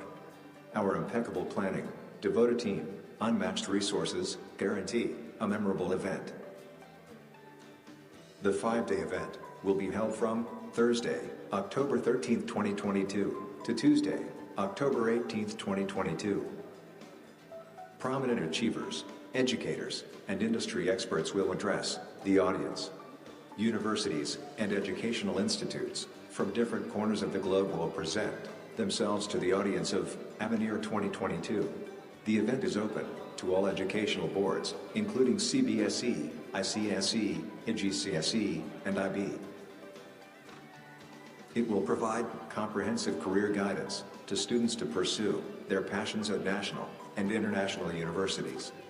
Avenir 2022 guarantees a wealth of information and awareness on 21st century courses, scholarships, internships, and career placements. This event will assist students in discovering their ideal future career path. Let us gather together for this 5 days of excitement, effulgence, enlightenment, exploration, and exaltation. Let's join Avenir 2022 to discover you.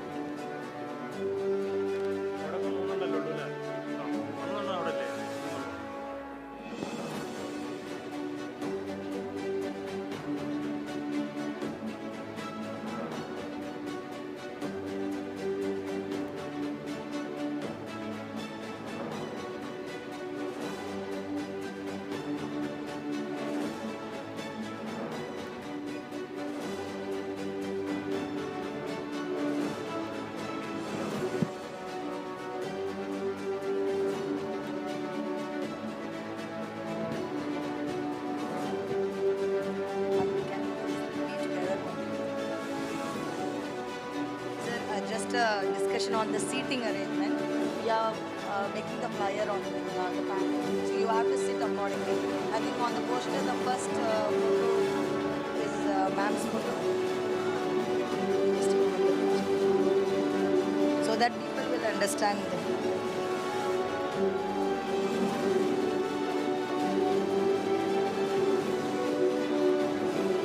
Yeah. Ma'am, you can take up the second seat. The first one is for me. First, next, Soumya ma'am. And then, sir, Raman sir, you can take up 1, 2, 3, 4, fourth chair. Fourth chair. And ma'am, fifth chair. And sir, here, and ma'am. I am last but one, no? Yeah. Second last. Yeah.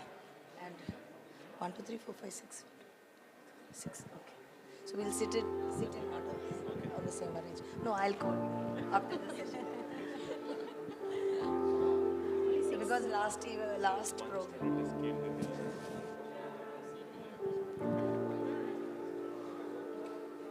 A lot of people are still interested to do medicine.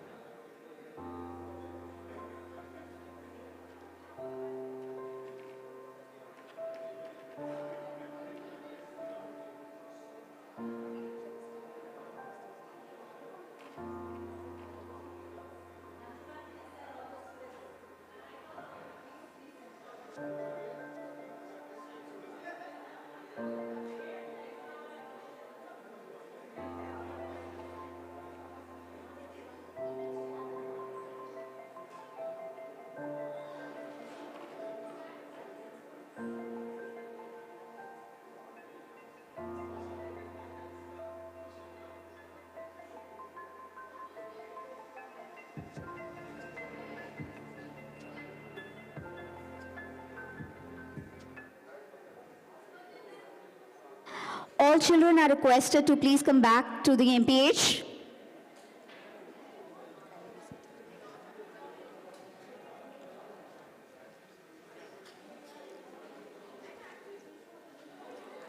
Avenir is a global career guidance event to empower students and assist them in identifying their ideal future career path. It was conceptualized by the Board of Directors of Indian Schools in Sultanate of Oman. The first Avenir was organized at Indian School Al Mabala in the year 2018. In 2019, Indian School El Seed conducted the program. Indian School Muscat conducted the first virtual Avenir in the year 2020. Avenir 2021 was conducted virtually by Indian School Al Wadi Al Kabir. In 2022, the flagship school in Oman. I request all the children to please settle down.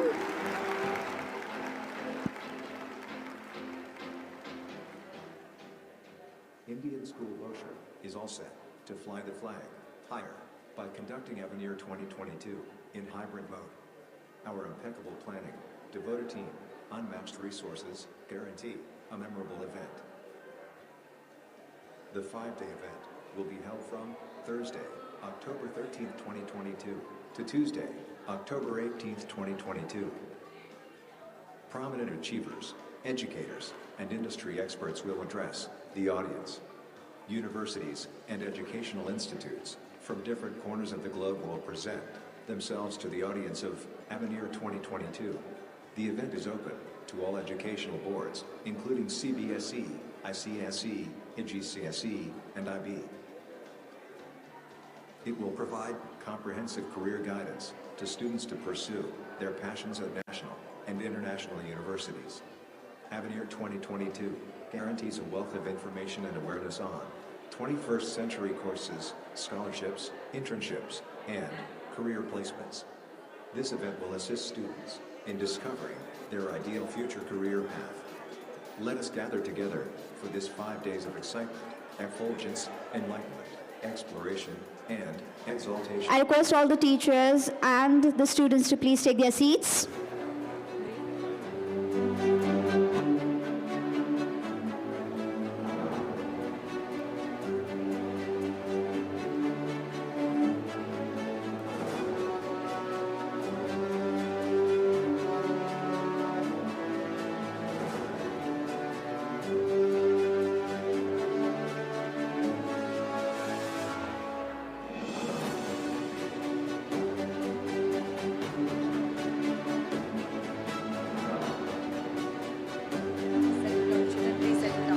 Children, please settle down.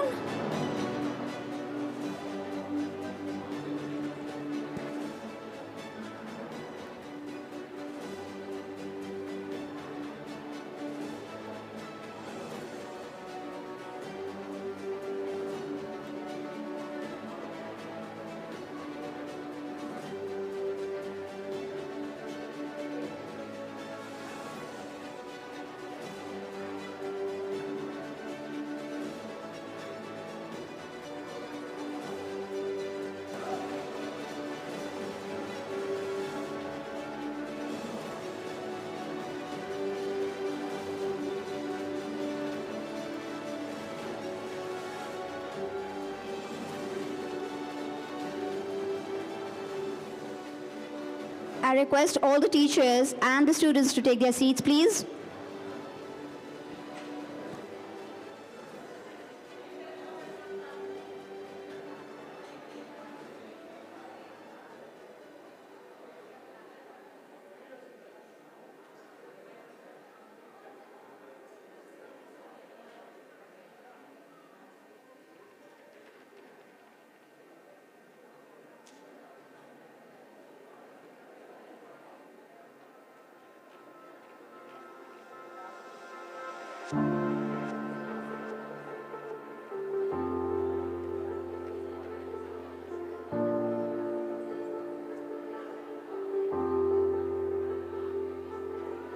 We had a truly illuminating session with Mr. Sameer PT.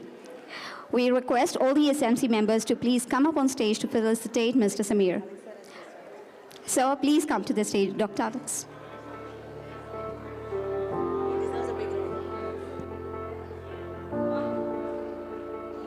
I request you all to please give a big round of applause.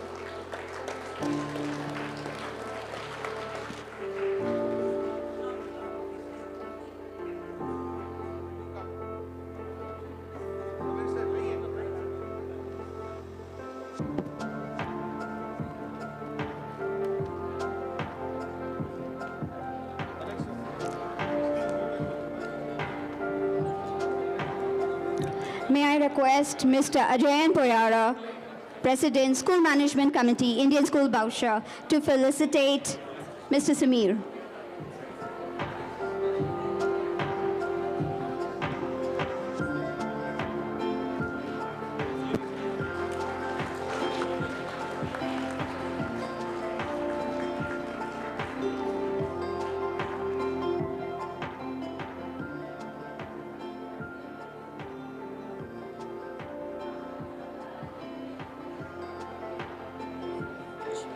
Thank you so much.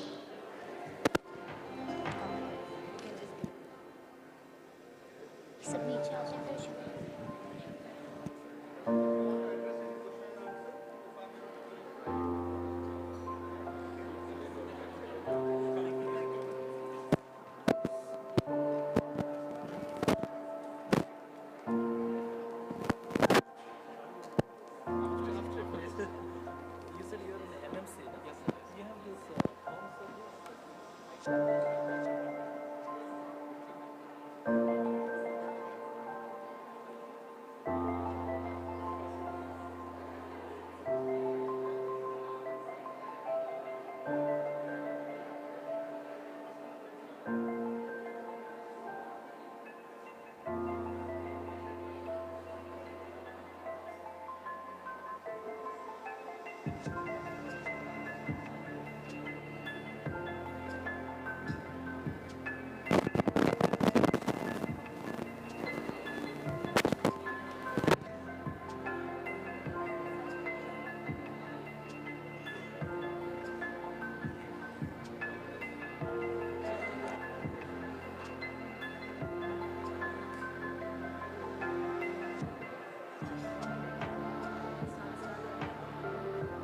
of discussion should not be victory, but progress.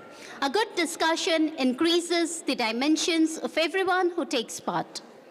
Your perspective is always limited by how much you know. Expand your knowledge and you will transform your mind. Let me invite our moderator of the session, Ms. NANDINI Dinesh, to lead us to the panel discussion. Over to you, ma'am.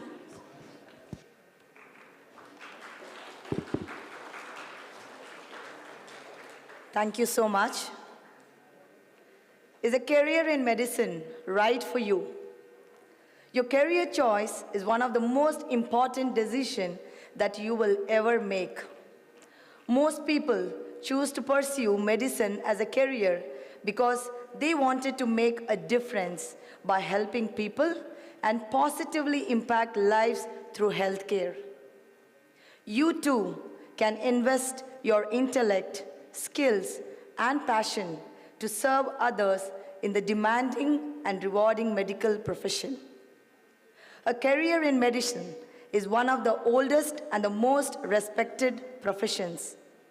It allows us the potential to touch a human life in the way that is truly unique. A field in which one needs to put others first, medicine is without doubt a service and not just a profession. Getting to know yourself, your goals, aptitude, personality, interests, and values is the best place to discover yourself to start up a potential career in medicine.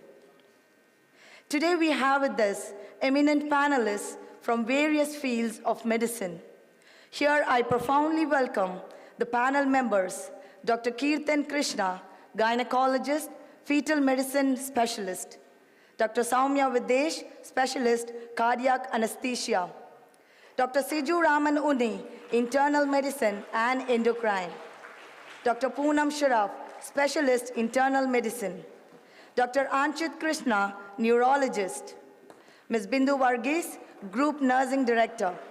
Dear sirs and ma'ams, we warmly welcome you to Avinia 2022 #DiscoverYou panel discussion. I request you all to please join on stage. Dear audience, I request everybody to put your hands together, louder, welcoming the frontline warriors and the eminent panel members as they join us on stage. Thank you, everyone.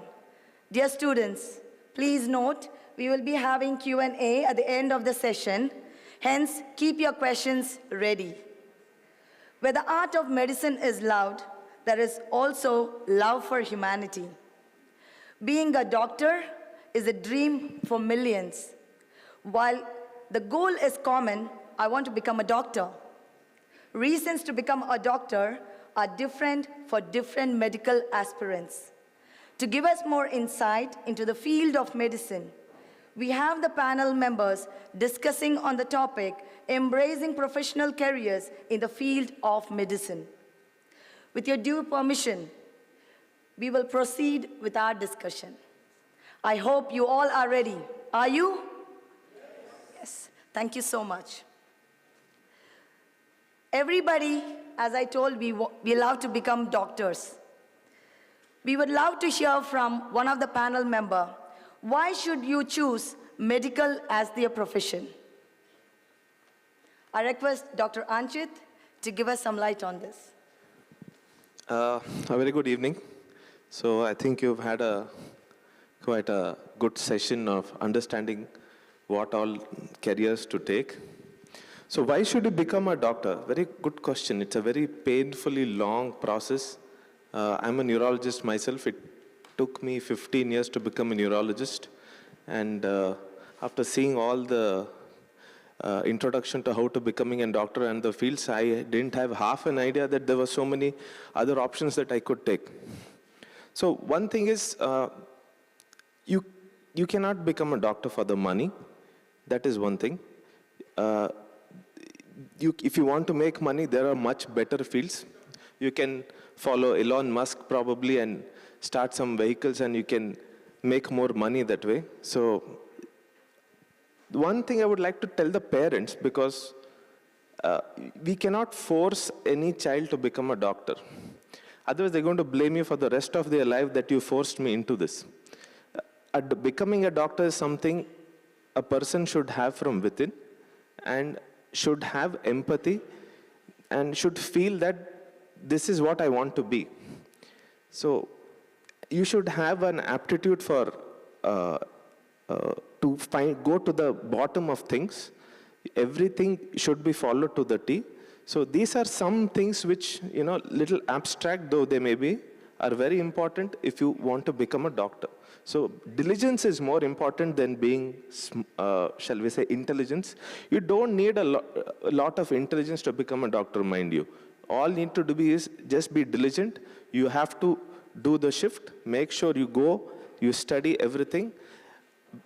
Becoming a doctor and becoming a pilot, I find are quite similar things.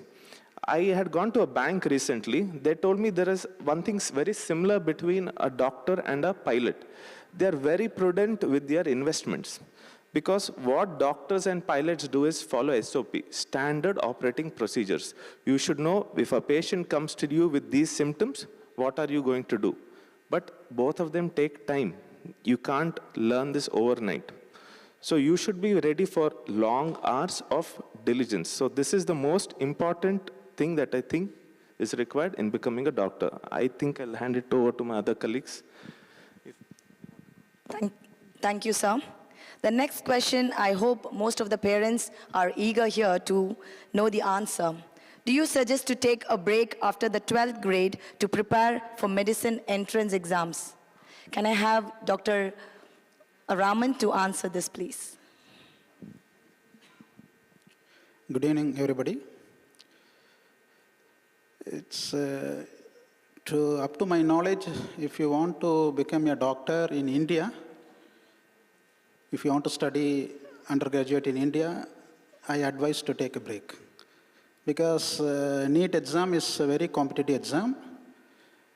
Unless you are ready to go for a management seat, it's different. But to get a merit seat in India, it's really a hard task. And you can't study both +2 with this academics, and you can't cope up the questions, and both you can't mix up, because they need separate training, separate questions, question answers. You have to solve a lot of times, and there are multiple questions. And you can't go with academic and this both together. So if you ask me, for students who wants to study MBBS in India, better go for a break if you decide to go for a merit seat.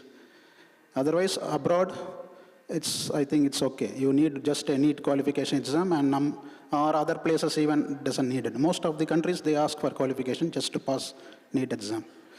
Other panelists, if they want any comment. Thank you, sir. Dr. Soumya is a specialist in cardiac anesthesia. Ma'am, who is an anesthesiologist? And I'm hearing this word for the first time, to be honest. A very good evening. I hope not only you, most of the people here wouldn't have come across the term anesthesiology. So let me explain. So anesthesiology, it is a specialty which deals with the person's life before surgery, during surgery, and after surgery. It is like they are considered as a guardian angels who protect the patients throughout the surgical process. I hope everybody is scared of surgery. So I would like to compare an anesthesiologist to literally a mother who takes care of a baby while the baby is sleeping. So anesthesiologist is in a similar way is a doctor who takes care of the patient, puts the patient to sleep comfortably, and also take care of their vital organs like their heart functions, their brain functions, and their respiratory functions like breathing, everything together, and make sure they go to sleep safely and come out of the sleep safe as well. So, and I also would like to compare anesthesiologists to the pilot, whose skills are very important during the takeoff and landing. In a similar way, anesthesiologists would be skilled enough to put a patient into sleep and wake them up in a safer way. I think that I would answer the question. Thank you so much, ma'am. We also have Dr. Kirtan, specialist gynecologist. Ma'am, can I hear it from you? How many years and what is the process to become a gynecologist? Gynecologist is, I think most people when they start doing medicine, they either want to do gynecology or they want to do medicine. Especially more of girls want to do gynecology. So it takes about 8 years in India. That's 5.5 years of MBBS followed by 3 years of gynecology to become gynecologist, followed by subspecializations if you want to do something like that. Okay. Thank you, ma'am. We also have Ms. Bindu, the Group Nursing Director. Dear ma'am, what is the prospectus of nursing and paramedical courses which is available? Can we just pass the mic? Yes.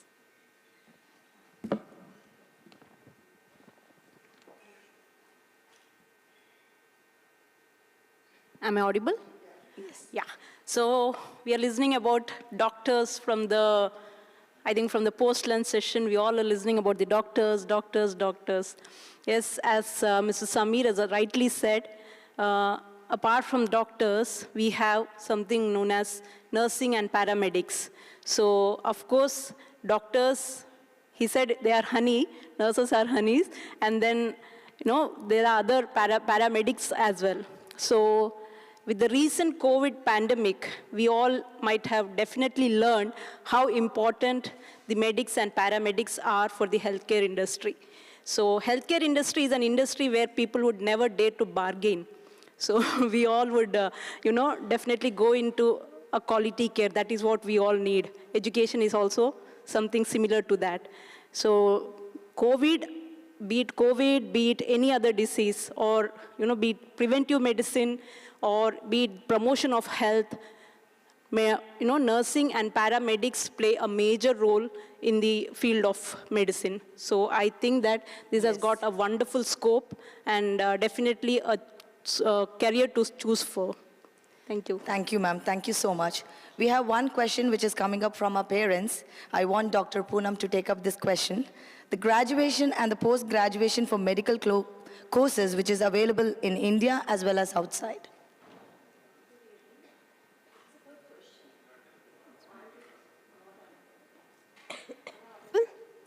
Yeah, okay. Yeah, it's a good question. First of all, thanks for this question. And actually, when your children, as a parent, me being a parent also, we know when our child is in grade 11th or 12th, we need to look for which colleges or which universities my child will go into. True, it would be going into all the minds and hearts of all the parents. So if most of us are from India, so we are, as for Indians, definitely you have to go for the NEET examination. And as Raman mentioned, depends upon whether the child wants to take a drop year or doesn't want to take a drop year. If you don't want to take a drop year, if from straight away after grade 12 you want to apply for the universities, you have to qualify your NEET exams. If you're coming in the merit list, fine, you'll be taken the top universities. It's not like the top colleges, I would say, okay? Depends upon your choice. Like I come from some other place, I want to study medicine by staying in that place itself. So that I won't give my priority of choice that I'm staying in Tamil Nadu and I'm opting for a best college being Maulana Azad in Delhi, correct? Because my parents or my grandparents or my relatives, they are in Tamil Nadu, correct? So the choice of the colleges, they matter. Second comes, there are many other seats which you will come to know later also. Suppose a child doesn't come into merit list. What are the next option? The child doesn't want to take a break. Then there are certain seats which are come into the management quotas. Most of the private medical colleges, they have, like even the government medical colleges, they have got the NRI seat also, okay? So we being NRI, we can apply even for the NRI seats. But then here you have to shell out a lot of money. Nothing is on the platter. Either the hard work getting into that merit, or it's the parent support who can shell out that much amount of money. And the range, it really matters at something from nearly I would say 1 CR to maximum of around 2.5 CR, okay? There are many universities, and yes, to be prepared, one thing I will tell you, if you want your child to go for that, please, you need to book your seat also in advance to those management peoples. That also is there, okay? So look into that also before you're opting it. Now this is regarding the MBBS, if your child wants MBBS. If it wants BDS, that is also the same thing, the same road channel, it's there. Now few people may think that, okay, fine, I want my career outside, MBBS outside India. So what are the options? There are options available, but there are less options, okay? Because we are not into those countries.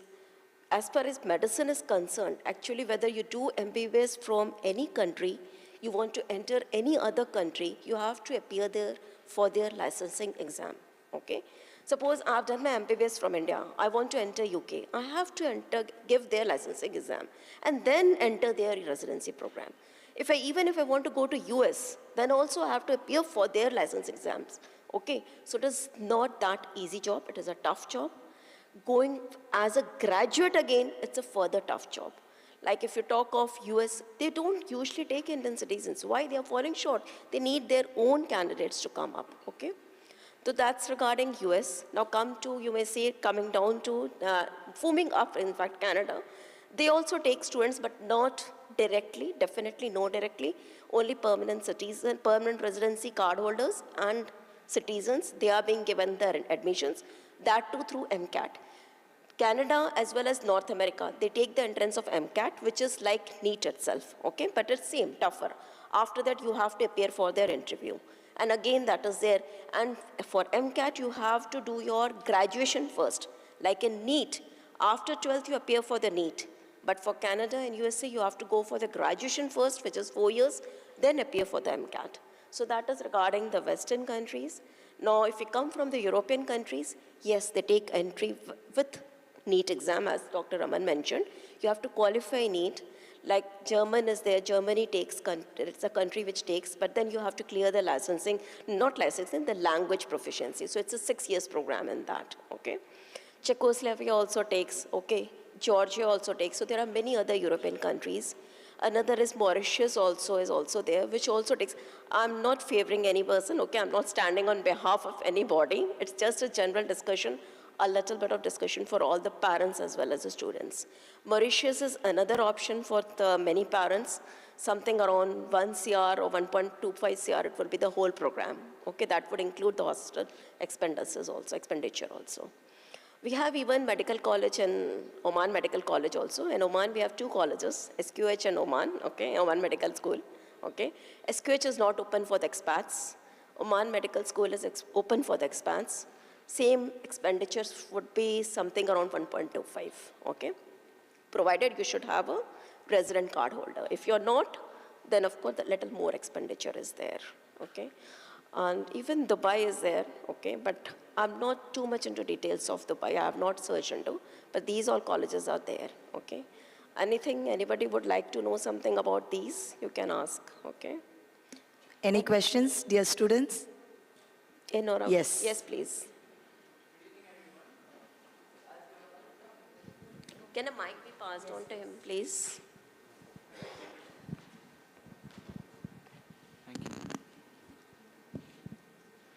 Good evening, everyone. As you all have been talking about how important NEET is for the medical industry, which has brought quite a concern to me, pretty frightening, as I'm very keen to study and work abroad. So what all qualifications do we need to study in foreign countries? So that's what I've told you regarding if you want US or Canada, you have to go for their graduation program, okay? US, it's very difficult, but Canada still gives you an option. Like you do their 4 years general sciences program, take a work permit, okay, after your graduation, 4 years, stay on a work permit and then apply for a PR, which is going to take another 18 months to 24 months. Big journey, believe me. So 6 years you are already losing. You appear for their MCAT, which is really very, very difficult, equivalent to our NEET, okay? And then if you crack that, you have an interview session.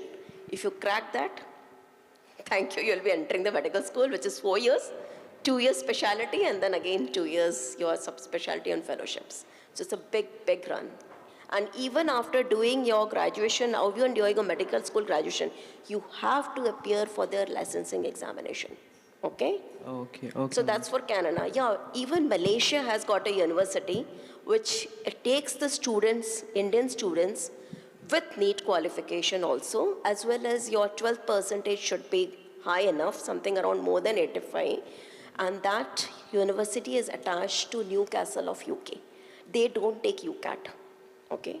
UK will take UCAT. Okay, but again, it's very difficult. The international students coming through UCAT is very, very less, something around 1 or 2%. So it's very difficult to crack. And there it's not based, these exams are not based on physics, science, or what is NEET based on, what you're studying in grade 12, okay? It's based more of, that is there, science is there, but then most of it is application part, your clinical knowledge, the knowledge skills you are having, the aptitude part, that is more taken care of, okay? So it's a separate preparation, okay? But if you have that much, your parents can shell out of money, you can go to even Malaysia, okay? And that you can enter to UK quite easily, okay? Okay, ma'am. Thank you, Thank you. Thank you, ma'am. Welcome. Sir, I have the next question to Dr. Raman. Sir is from internal medicine and endocrine. So can you just tell us the career opportunities which is available? Yeah, if you want to become an internist, you have to finish your undergraduate MBBS, then you have to go for a 3 years MD program, which is in internal medicine. So once you finish it, then you take some experience. Of course, internal medicine, as Dr. Anjit before told, it's if you want to looking for earn money, it's not a good option. Because internal medicine, it's like general MBBS, then it's above that. So in internal medicine, you should know from head to toe all the details, all the diseases, a little more deeper. Then, but all the subspecialists, like once you finish internal medicine, like doctor, he moved to neurologist, he has to study internal medicine also. So internal medicine is a base. Once you study undergraduate, then you have to take internal medicine. Then after some time, you can move on to subspecialty, it's fine. But to stay as an internal medicine, it's still in the lower, if you ask the doctors, it is lower in their list. But still there are some subdivisions like acute medicine. Acute medicine is also part of internal medicine where you deal with acute things and which is in high demand in Western countries and all. Acute medicine is in high demand. It's part of internal medicine. And, but it needs a real lot of knowledges. Because you have to study from A to Z, from head to toe, and you should know all the subspecialties until you reach the diagnosis, or at least you have to suspect something to refer to the subspecialist. So you need to update the knowledge, you need brain every day, you have to update the things, not only in one specialty, like head to toe, you have to know all these specialties in detail. So it's, if you are good in your knowledge, and you are really interested, it's a challenging field, and also it gives good satisfaction because patients usually comes to a GP, then the second step they refer to an internal medicine.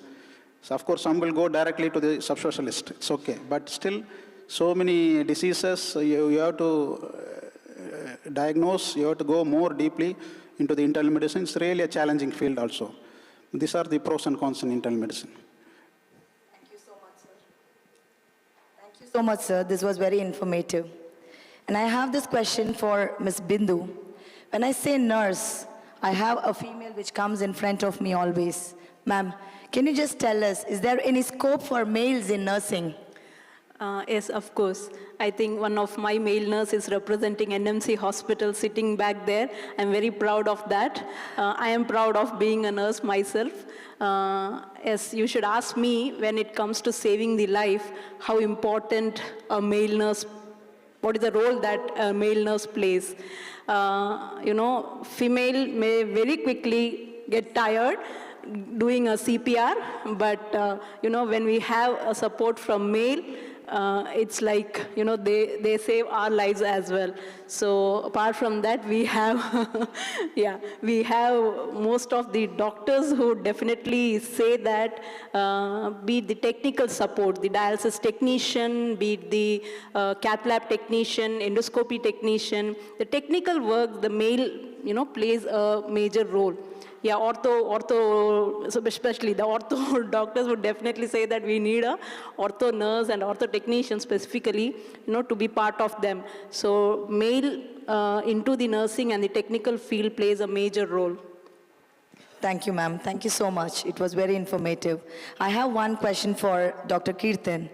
Ma'am, what are the sub-specialists of obstetrics and how about its future? So obstetrics 10 years back was just doing deliveries and doing a hysterectomy, that's it. But now it has specialized so much that we also have subspecialties.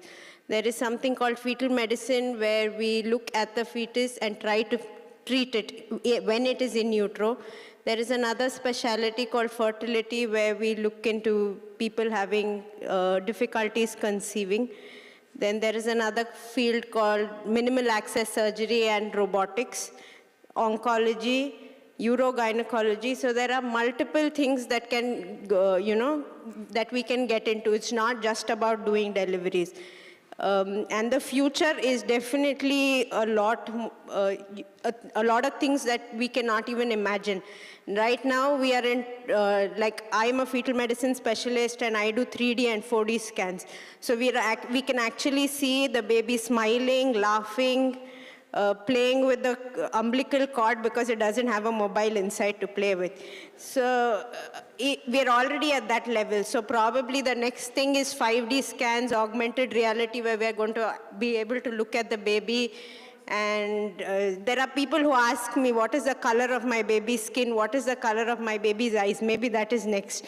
And designer babies. Everybody is already, now people either want to have fewer children or no children, or even if they have, they want somebody else to carry it for them. So surrogacy and designer babies. They want to design their babies. My baby should have this much intelligence, my skin, my husband's nose.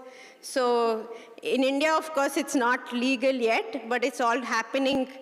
People are going abroad just to find out the gender of the baby and going back to India. Like I have patients here who are waiting for their 5th month to find out the gender and then going back to India because it's not legal in India to know the sex of the baby. So there is a lot in future in obstetrics. It's not just doing deliveries if you think, oh, it's only that. So it's a lot. That's really nice to hear, ma'am. I have a question for Dr. Anshit. So you are a neurologist. So what is the duration to graduate as a neurologist or a surgeon? I think Dr. Shiju has already addressed the point. So you have to become a physician. So first you have to complete your basic MBBS. That is 5.5 years in India, plus 3 years of internal medicine or general medicine training.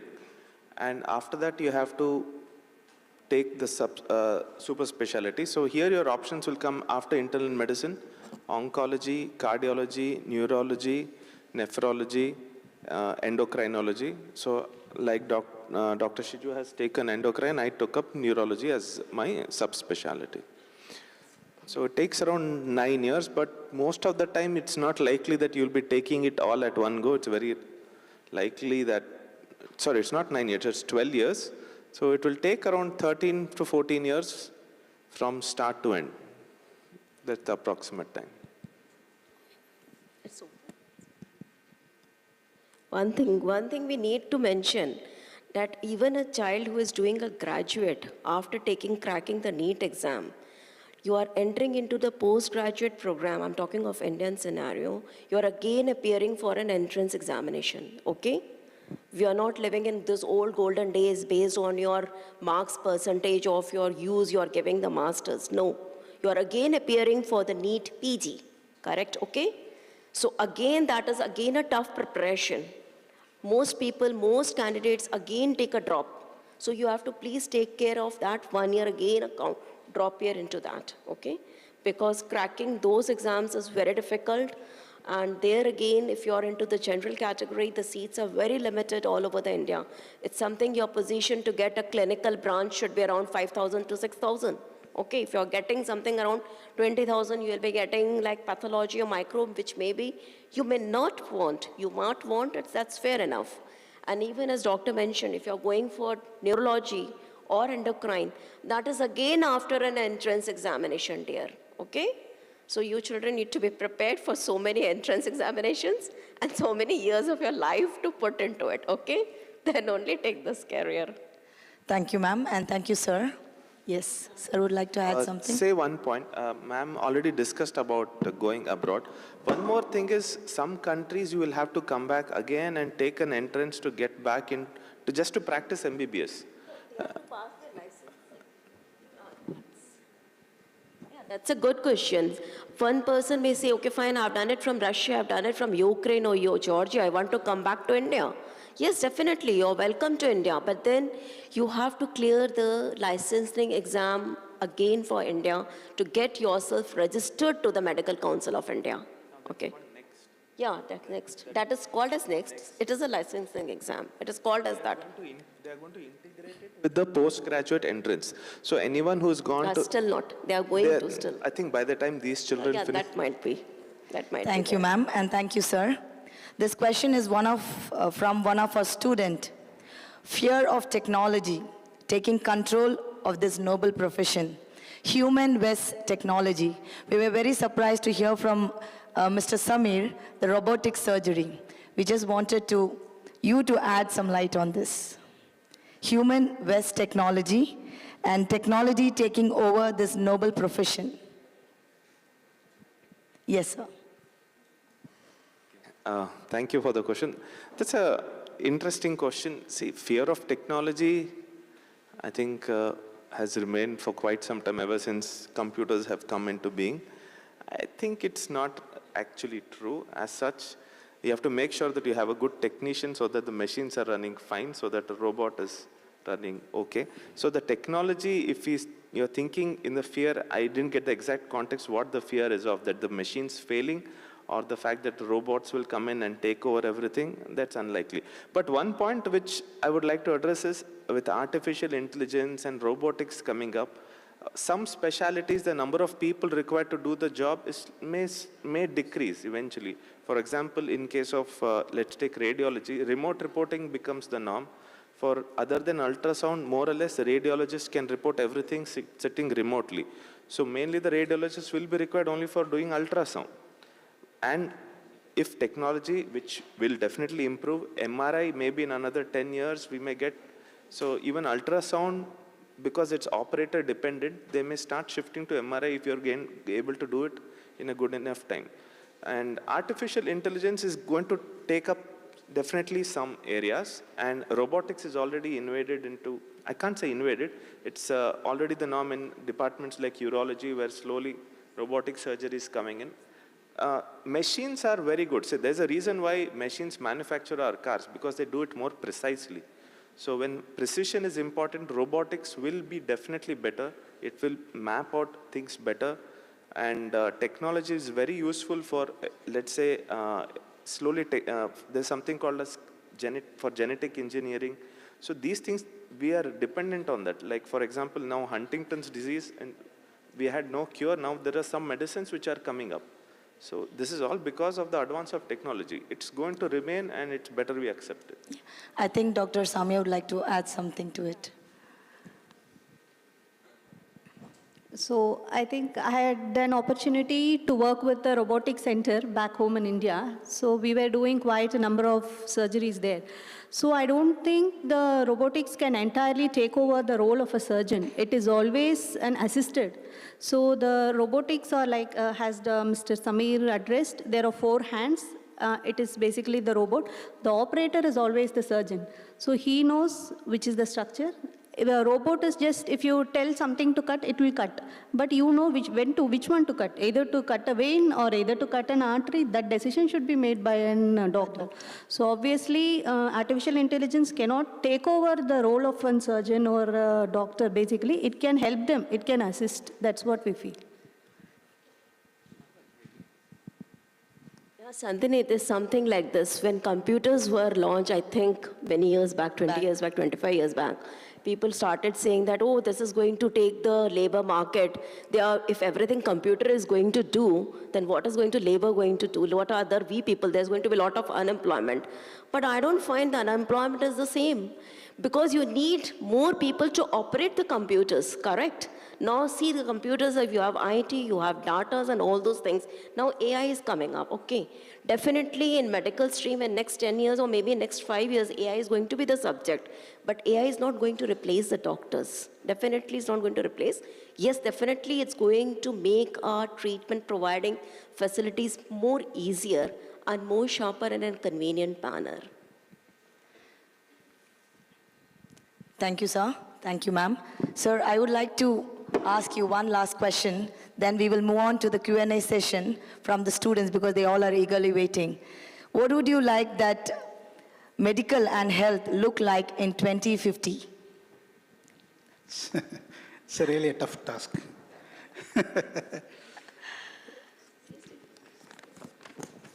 Anyhow, I took some notes. Let me try. It's very difficult to tell from my mind.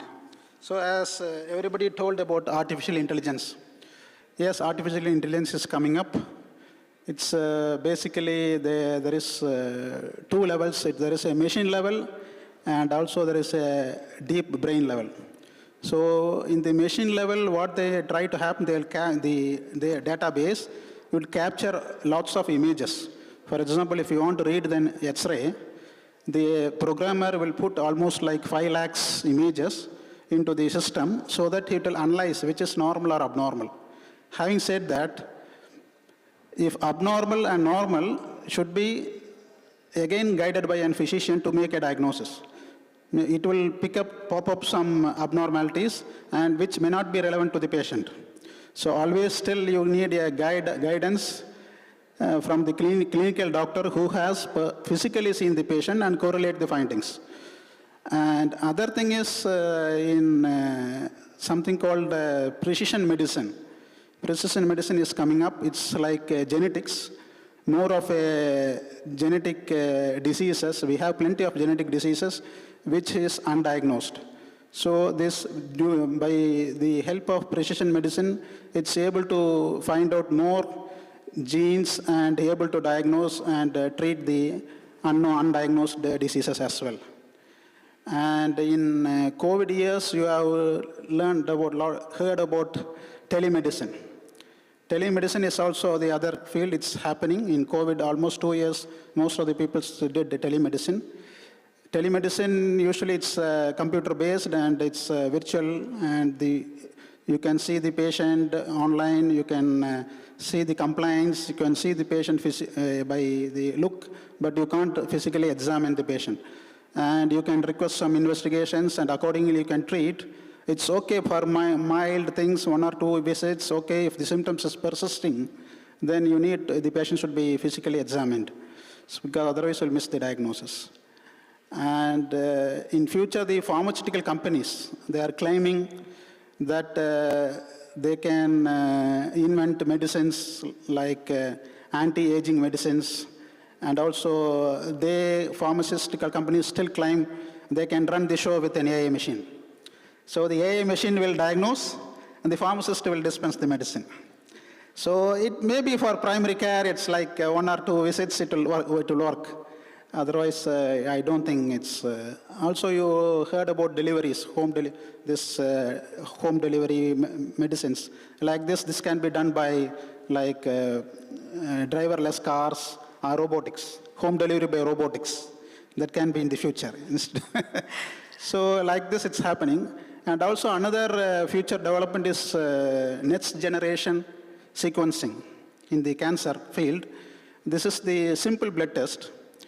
By doing this, you can find out more than 50 cancers. No need to biopsy each and every part. Just it's a blood test.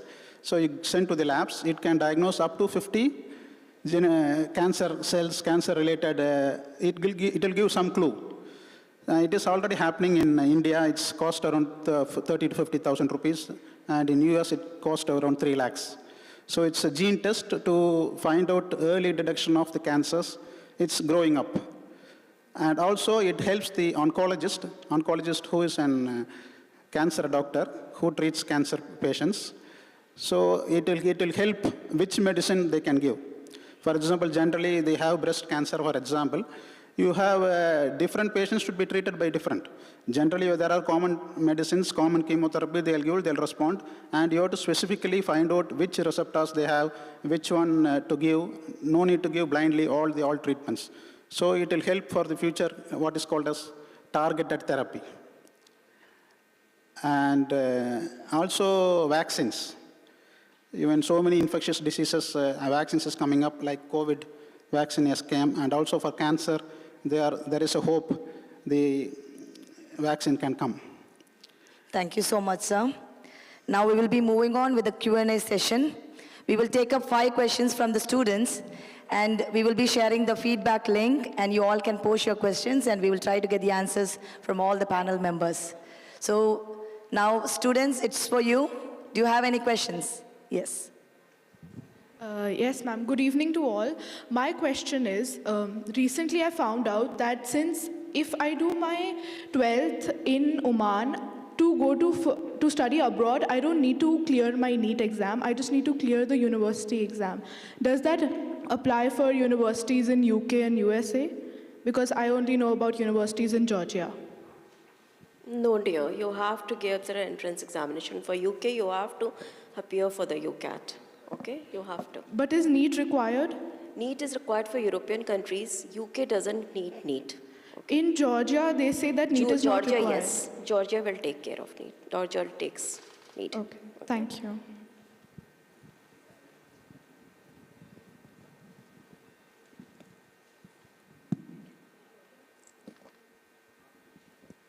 Any other questions? I have one student who has given me the question. What will be the guidelines for the 12th grader to become a cardiologist? What is the special guidelines? I think we actually address this. It's the same thing. It is you have to do MBBS, and then you have to see there are 2 things. There's a cardiologist and a cardiac surgeon. And as there's cardiac anesthesia. We need all 3. Only then we can work. So cardiologist, you have to become a physician, and then you have to do your DM or doctorate in medicine to become a cardiologist. If you're going to become a cardiac surgeon, then you have to have a surgical pathway, and then you have to do a MCH in cardiac surgery. Okay, so I think that answers the question. Thank you, sir. Yes, ma'am. Any other questions? Yes. As Japan, Germany, and China are using advanced technology for medical industries, so what do you think will happen to medical technology in the next 4 to 5 years? I think this question is answered already. Yes, yes. Is there any other questions? Yes.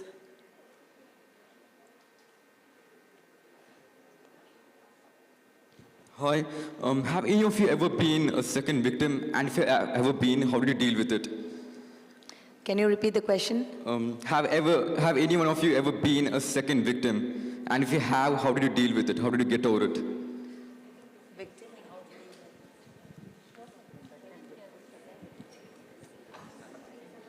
Can you make the question very clear? Manju ma'am? Yes. Second victim. Yes, okay. Yes, many times in our life. Many times in our life, and think each doctor has gone through it. The first death of your life when you see as a professional, when you are working in this field, of course, that day, I think most of us didn't have your lunch or dinner, I think, whichever it is. You will not feel like eating anything. But regarding as a patient staying for you as a long, your dear patient goes, you feel a lot, you keep remembering that patient. Of course, at times we don't need a treatment, but yes, we self-counsel ourselves. But maybe to some extent, many of us might have required counseling also. Not being on medication, simple counseling can help us out. Especially we had a lot this in COVID pandemic. Yes. Beginning of the pandemics, it's really a tough time. Maybe after 1 year, maybe you are a little used. Maybe we got counseling. We have not seen so many deaths any time in our life what we saw in COVID. Thank you, sir, and thank you, ma'am. Yes, one more question. Yeah, this would be the last question. Yes. So I'm going to take psychology. I want to take psychology. I want to know how I can... yes. What I could understand is you want to take psychology, correct? Yes. It's a good branch, dear, if you're really opting for it. But for that, no need for appearing for the NEET examinations, okay? So as far as my knowledge goes, there are many colleges in India, they offer a psychology program, graduation program, and even there are masters also. And Bangalore is one of them, it's quite best for that, okay? And later on, depends what masters and what all you want to do, but there's no need to clear the need for this, okay? Okay, ma'am, thank you. Thank you, dear panel members and the audience. Yes, sir. You have a question? Yes, please. Sunny, ma'am, more questions by the kids? Sir has a question.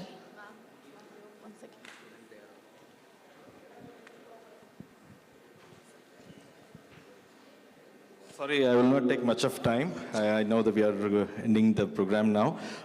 Students, this is a good opportunity to salute our white-collar soldiers. And we have the opportunity here now, round of applause. We all know that the kind of contributions they have made during the COVID pandemic. Let us really use this opportunity. One question which is, I feel it's quite appropriate now to ask, because the audience whom we are addressing today are the raw students. They know I want to do medicine. But as individuals, as you are pursuing your profession, when was that seed started germinating within you, the institution or the instinct, whatever I can call it as.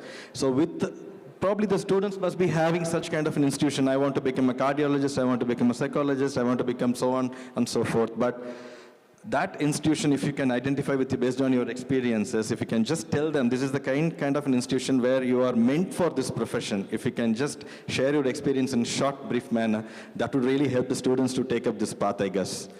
Thank you so much. I hope I was clear with my question. So we will come back with this question because we will be sharing the feedback form and this question will be posted and I hope you will get the details in that. Just 1 second. To the question of the previous girl, there are two branches, psychology plus psychiatry. Two different things are there. For psychology, you don't need to clear NEET, but psychiatry, you have to do MBBS again. So you need to be clear which one you're going to choose. Thank you.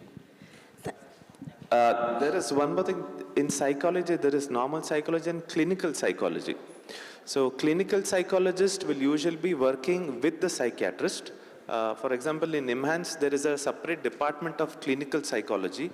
So these clinical psychologists will be working with children who have autism, trying to make them understand, trying to diagnose as to what grade they have. It's very interesting because a single child, sometimes they evaluate over 1 or 2 months because the child doesn't have the attention span to finish all the tests. So only then they give a diagnosis. It's very painstaking, but it's rewarding also. But you have to make sure that whether you want to be in a clinical psychologist or you just want to do psychology as a step to something further.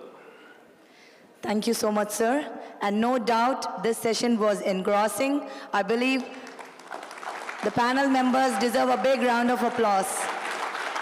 Thank you so much for giving us more insight about medical. And over to MC. I thank Nandini ma'am, Dr. Kirtan, Dr. Soumya, Dr. Poonam, Dr. Anshin, Dr. Raman, Dr. Bindu for a wonderful session. May I request you all to remain on stage? May I also request Dr. Alex,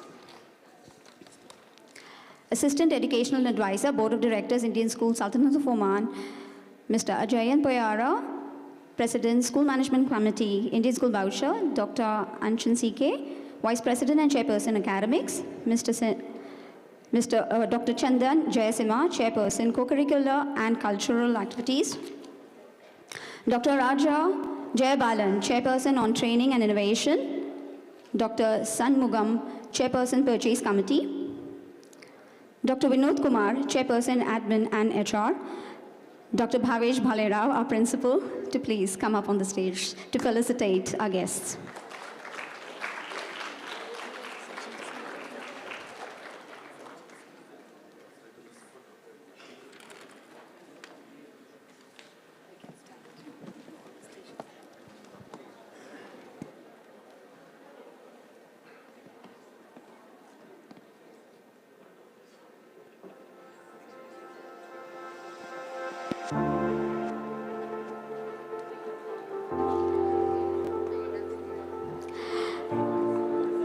I request Dr. Alex. May I also request Ms. Nandini and Ms. Renu to join us? All right. In that case, I request Dr. Alex to please felicitate Dr. Soumya.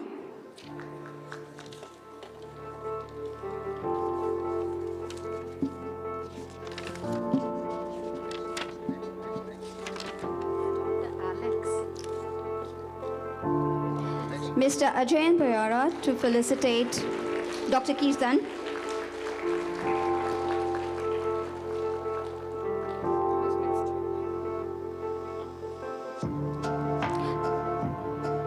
Dr.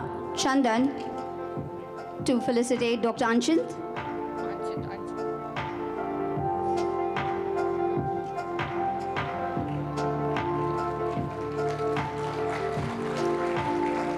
Mr. Jayabalan to felicitate Dr. Raman.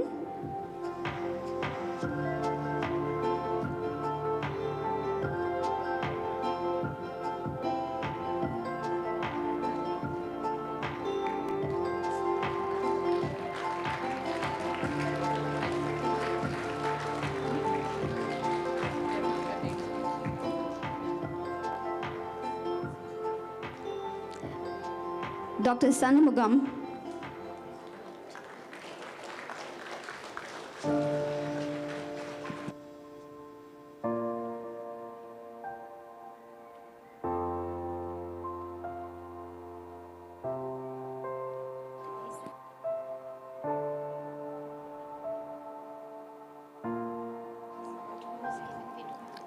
Dr. Vinod Kumar to facilitate Dr. Bindu.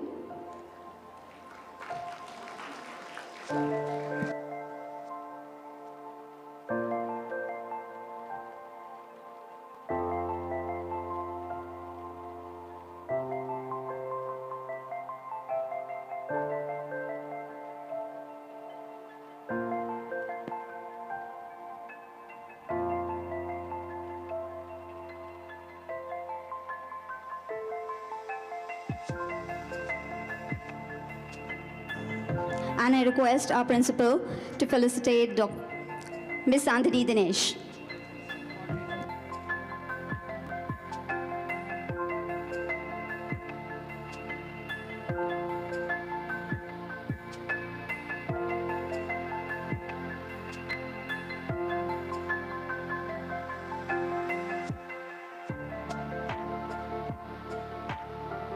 I request Mr. Rajabalan to please felicitate Dr. Poonam.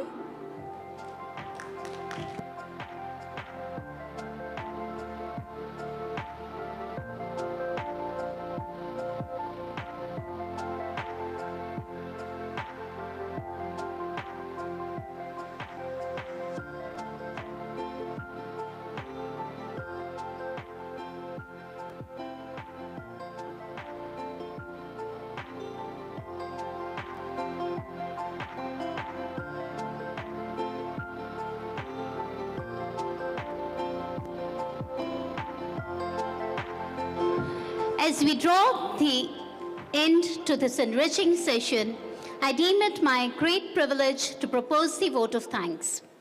We extend our thanks to our eminent speaker, Mr. Sameer PT, for his words of motivation. Thank you, sir.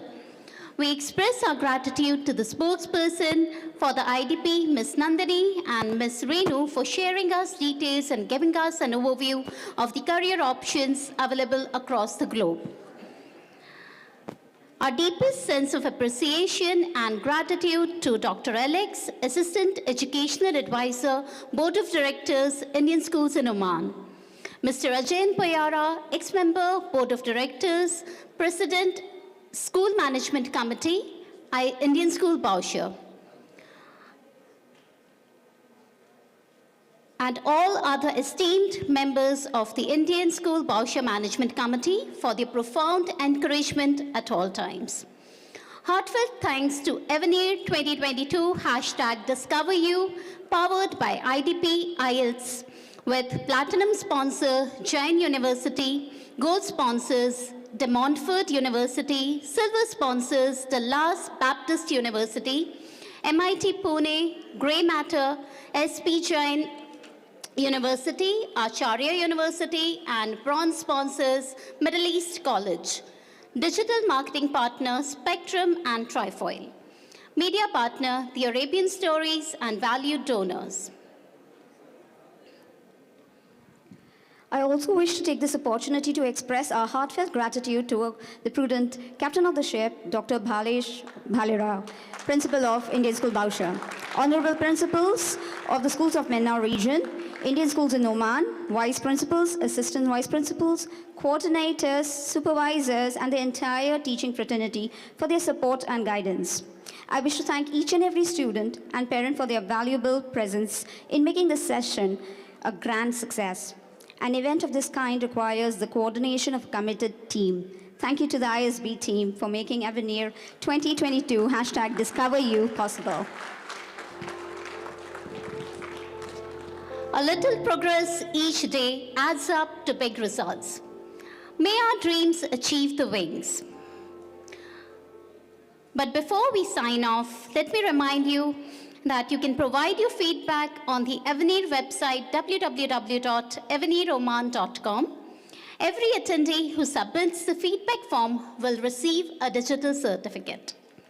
See you all in the next session tomorrow. Sorry. With these words, I, Hina Khote, and I, Rabia Petiwala, sign off. And wish you all a glorious day ahead. Thank you.